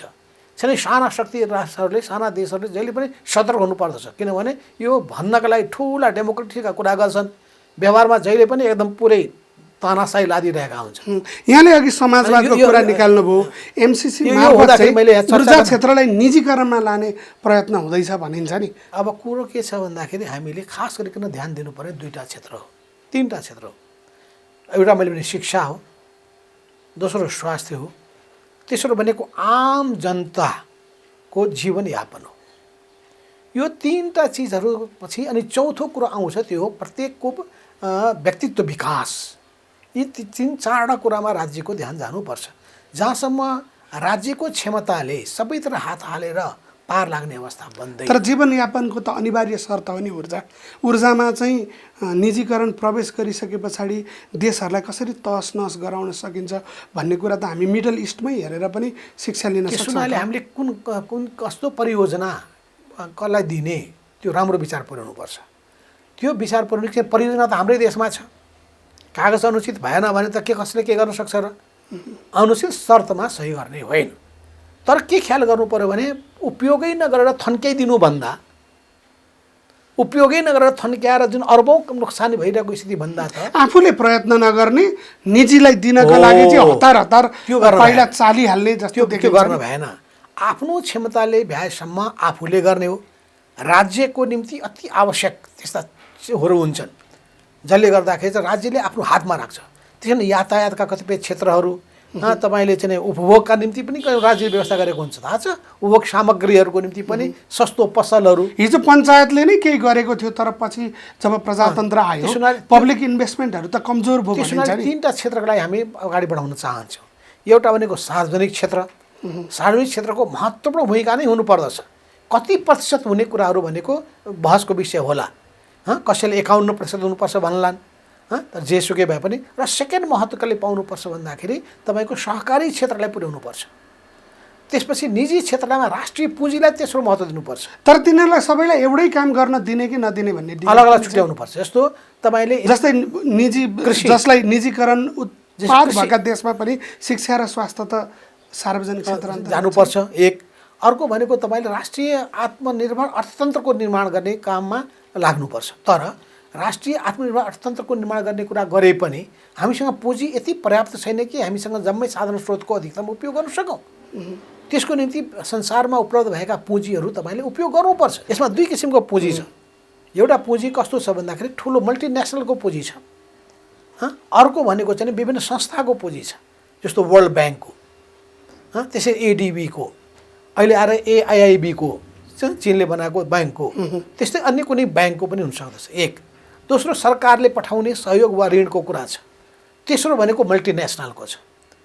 यसलाई चाहिँ हामी कसैको पनि पन्जामा पर्ने, उनीहरूको मुठीमा पर्ने स्थिति बन्न दिनु हुँदैन। भन्दा डेथ ट्र्याप भन्छ नि, डेथ ट्र्याप। पुँजीको नाउँमा हामी ब्याजको चक्रव्यूहमा फस्ने काम गर्न भएन। त्यसमा उम्किनु पर्यो र उनीहरूको अनुचित शर्त मान्न भएन। यसमा सचेतनता देखिन्छ। यसमा के छ भन्दाखेरि यी कतिपय कुरामा सरकारको ध्यान जाने गरेको छैन। सँगै अलिक गहन छलफल गर्नुपर्दछ। कहाँ हाम्रो ब्युरोक्रेसी कहाँ चुक्ने गरेको छ। हाम्रो पोलिटिकल लिडरसिप किन त्यसमा चाहिँ संवेदनशील हुन सकेको छैन या सतर्क हुन सकेको छैन। यसको अहिलेसम्मको अभ्यासको आधारमा, अहिलेसम्मको व्यवहारको आधारमा एउटा हामीले शिक्षा लिनुपर्ने आवश्यकता छ। मलाई धेरैले भनेका छन् तपाईँहरू खालि अहिले एउटाको एमसिसी हेर्नुहुन्छ, तपाईँ पुरानो फलानु देशसँग गरेको सम्झौताको कागज पल्टाएर हेर्नुहोस् त, त्यहाँ पनि त अनुचित कुरा छ नि। हाइड्रो पावरको निम्ति दिनुभएको चाहिँ त लगानी नदिनु भएको ठाउँको त्यो कागज हेर्नुहोस् त, त्यसमा पनि छ नि। त्यो कतिपय कुराहरू हामीले बुझेर गर्नुपर्ने हुन्छ। यति वर्षसम्म देऊ ठिक छ, अहिले ब्याज भए पनि चर्को पनि ब्याजै नपाएको बेलामा 0.5% बढी दिएर के फरक पर्छ हुनसक्छ। तर तपाईँ ब्याज चाहिँ सस्तोमा पाइरहनु भएको छ भने, महँगो ल्याउनुहुन्छ भने त्यहाँ तपाईँको नियतमाथि प्रश्न गर्छ। तपाईँ भ्रष्टाचार गर्नका लागि, कमिसन खानका लागि गर्न खोज्नुभएको भने अर्थ लाग्छ। भनेपछि यी सबै गतिविधि हेर्दा यहाँका असन्तुष्टि यहाँले कति व्यक्त, कति चाहिँ भावमा मात्रै पनि भन्नुभयो, कतिपय प्रष्टैसँग भन्नुभयो। यी सबै कुरा हेर्दा नेकपा अहिलेको सरकार गरिरहेको काम त यो वाम पार्टीका रूपमा त देखिएन नि, होइन? होइन, हामीले समाजवादको नेपाली मोडल अवलम्बन गर्ने कुरा भनेका छौँ र कतिपय कुराहरू जनतासँग आधारित नीति पनि अवलम्बन गरेका छौँ। त्यसो हुनाले त हिजो आफ्नो गाउँ आफै बनाऊ भन्यो, यो त हिजोको कुरा भयो, अब त धेरै अगाडि बढिसक्यो नि। जनता आवास कार्यक्रम भन्ने ल्यायौँ, त्यस जनताको तटबन्ध पनि भन्यौँ। अहिले पनि सरकारले ल्याएको छ जनता आवास कार्यक्रम त अगाडि बढाइरहेकै छ। जनता घर नभएको, तर त्यति मात्रै भएन, यहाँले अहिले जे विषयवस्तु उठाउनु भयो नि, समाजवादतर्फ जान, राष्ट्रिय पुँजीको निर्माणदेखि लिएर यी सबै खाले पुँजीहरूका आक्रमणबाट देशलाई जोगाउने सम्मका कुरा, यी सबै काम अनि पार्टीले गरिरहेको अन्तर्पार्टी लोकतन्त्रको अभ्यास, यी सबै हेर्दा त यो त वाम पार्टीका रूपमा त रहेन त। होइन, त्यस्तो नै त भन्नु त भएन। वाम पार्टी त वाम दृष्टिकोणै हाम्रो त्यही नै छ। त्यसलाई अहिलेसम्ममा नेपाली कङ्ग्रेसले जुन दिशामा नेपालको अर्थतन्त्र लग्यो त्यो उसमा हामी अहिले बाँधिएको स्थिति छ। त्यो दिशामा हामी लतारिएको अवस्था छ। त्यो लतारिएको स्थितिबाट हामीले फेरि समाजवादको दिशामा कसरी जाने भन्ने बारेमा ग्रेजुअल ट्रान्जिसन, ग्रेजुअल सङ्क्रमणको एउटा उपाय चाहिँ खोज्नु पर्दछ। यसको निम्ति प्रत्येक इस्युमा गहन छलफल हुनु पर्यो र यसको निम्ति आखिरमा पार्टी व्यवस्थितै हुनु पर्यो। पार्टीको वर्गलाई छोड्यो भन्छन् नि त, मूलत वर्गीय पक्षधरता, त्यही त वर्गीय पक्षधरता राख्नु पर्यो, राष्ट्रिय दृष्टिकोणलाई राख्नु पर्यो, आत्मकेन्द्रित हुन भएन, विदेशीहरूको दलाली गर्न भएन। यी सबै मान्यता त हुन् नि। त्यसको निम्ति पनि कम्युनिस्ट पार्टी दुरुस्त हुनु पर्यो नि। जस्तो कम्युनिस्ट पार्टीभित्र के बढेको छ, विकृति विसङ्गति बढेको छ, भ्रष्टाचार गर्ने प्रवृत्ति बढेको छ, चाकरी चाप्लुसी गर्ने प्रवृत्ति बढेको छ, ठग्ने प्रवृत्ति बढेको छ। यो बढ्दा त वाम चरित्र त भएन त देखिन्छ। त्यस्ता त तपाईँले हेर्नुहोस्, चाहनुहोस् नचाहनुहोस्, तपाईँको शरीर, मैले एक उदाहरण दिने गर्छु। यो मुख जुन छ नि, प्रत्येक दिन फोहोर जम्मा हुन्छ मुखमा र प्रत्येक दिन तपाईँ दाँतमा ब्रस लगाएर सफा गर्नुहुन्छ। तपाईँको शरीरमा फोहोरहरू जम्मा भइरहेका हुन्छन् र तपाईँले प्रत्येक दिन नुहाउनु पर्दछ। अनि कहिलेकाहीँ त रगडेर साबुन लगाएर त्यसपछि मैले खसा निकालेर जानुपर्छ भने बल्ल तपाईँको फ्रेस, शरीर पनि फ्रेस हुन्छ, आयु पनि बढ्छ, शरीर पनि मानसिक रूपमा पनि तपाईँ एकदम स्वस्थ, एकदम सजग हुन सक्नुहुन्छ। त्यस्तै हो कम्युनिस्ट पार्टी पनि। यो सधैँभरि साबुन लगाइराख्नुपर्छ, सधैँभरि ब्रस गरिरहनुपर्छ। त हामीले वैचारिक शिक्षा दीक्षा दिएका छैनौँ, सैद्धान्तिक क्लास चलाउने गरेका छैनौँ, मान्छेलाई सजग बनाउने काम गरिरहेका छैनौँ, सजग बनाउने, चेतनशील बनाउने काममा जुटेका छैनौँ। र त्यसै गरी विकृति र विसङ्गतिका स्वरूपहरू के छन्, त्यो कोमा छन्, कति मात्रामा छन्, त्यसलाई हामीले कारबाहीको विषय, त्यसलाई सुधार्ने विषय, पहिलो सुधार्ने विषय, दोस्रो नसुध्रेको खण्डमा हटाउने विषय। जस्तो त्यो तपाईँले दाँतले सफा त गर्नु छ, त्यो त फोहोरलाई त फाल्नै पऱ्यो नि, फोहोरै भइसकेकोलाई त फाल्नै पऱ्यो। के दया गरेर हुन्छ? मेरो मुखमा जम्मा भएको छ, यो मैल जम्मा भएर जिउ मोटो भएको छ भने भ्रमा पर्दा भएन नि। मैलोले कहिले पनि शरीर मोटो हुँदैन। त्यो मैललाई चाहिँ जति तपाईँ रगडेर सफा गर्नु त्यति शरीर हुन्छ। कम्युनिस्ट पार्टीलाई पनि त्यस्तै धारिलो बनाउनुपर्छ, त्यस्तै सफा बनाउनु पर्दछ। र यी कहाँ देखा परेका विकृतिहरू कसले बोकेका छन्, त्यो को व्यक्तिमा देखा परेको छ, कुन मैले अहिले पनि सम्झ 52 सालमा मैले अभियान चलाएको थिएँ विकृति विसङ्गतिको विरुद्धमा, शुद्धिकरण र सुदृढीकरण अभियान। जम्मै यस्ता विकृतिहरूको 42वटा मैले प्रवृत्तिहरू नोट गरेका थिएँ, के छन् त्यो प्रवृत्ति। तर आज त बढ्यो नि त। र मैले अहिले पनि के राखेको छु भन्दाखेरि, यो तपाईँले पढ्नुभएकोलाई यसैमा मैले उल्लेख गरेको छु, पार्टीभित्र झाँगिएको गैर सरबारा एवं गैर कम्युनिस्ट प्रवृत्ति र क्षेत्रलाई संरक्षण प्रोत्साहन गर्ने काम गर्नु हुँदैन। त्यसै गरी त्यसलाई व्यवस्था पनि गर्नु भएन। त्यस्ता प्रवृत्तिका विरुद्ध दृढताका साथ सङ्घर्ष गर्ने र व्यापक शुद्धिकरण अभियान र वैचारिक सैद्धान्तिक प्रशिक्षण अभियान चलाउनु आवश्यक छ। हाम्रो पार्टीमा भएन। हो, यी सबै चिजको निम्ति पनि पार्टी अब नयाँ रूपमा, नयाँ तरिकाबाट, नयाँ गतिका साथ अघि बढ्छ भन्ने विश्वासका साथ। यी सबै कुरा भएनन् भने के हुन्छ? होइन, अब कि त सर्वनाश हुन्छ। हामी सर्वनाश रोज्ने हो कि हामी जनता? सर्वनाश भनेको पार्टी विभक्त हुन्छ? होइन, पार्टी त त्यसपछि जनताको विश्वासै गुमिसकेपछि पार्टीको के काम? तपाईँले के गर्नुहुन्छ? होइन, पार्टी कम्युनिस्ट पार्टीमा जीवन समर्पित गरिसक्यो, त्यहाँ भाग्ने, छोड्ने, निराश हुने कुरा आउँछ? निराश हुँदैन। किनभने तपाईँलाई याद होला, कम्युनिस्ट पार्टीको पहिलो पुस्ताले पार्टीलाई क्रान्तिकारी हिसाबले अघि बढाउन सकेको थिएन। अझै त्यो केन्द्र त विभाजित पनि भयो र कम्युनिस्ट पार्टी लगभग छिन्न भिन्न भएको अवस्था पुग्यो। अनि 70 को दशकमा फेरि नयाँ पुस्ता अगाडि बढे, पुरानो नेतालाई रिजेक्ट गरेर अगाडि बढे। हामीले त सबैलाई गद्दारै भनिदिएको थियौँ। त्यसपछि हामी आफैले आँट गऱ्यौँ। त्यसपछि तलबाट एउटा भनौँ अबको पछिल्लो पुस्ताले यहाँहरूलाई त्यो आरोप लगाउन पनि त सक्छ। खोजिकन त्यसलाई किताबबद्ध बनाएर अनि त्यसपछि लिएर गयो हो नि। यदि हामी एउटा हुँदैन हामीलाई पनि फालिदिने, हामी पनि बाधा हुन्छौँ भने हामीलाई पनि फालिदिनुपर्छ। पार्टीलाई लिएर जानका लागि नयाँ ऊर्जै चाहिन्छ, चाहिँ युवाहरू नै चाहिन्छ। त्यसैले युवा पङ्क्ति अगाडि बढ्नै पर्छ। अघि तपाईँले भन्नुभएको कुरा सही हो। अब हाम्रो यो पुरानो पुस्ताले सधैँभरि थिइरहने होइन, यो नमरुन्जेलसम्म बसिरहने पनि होइन।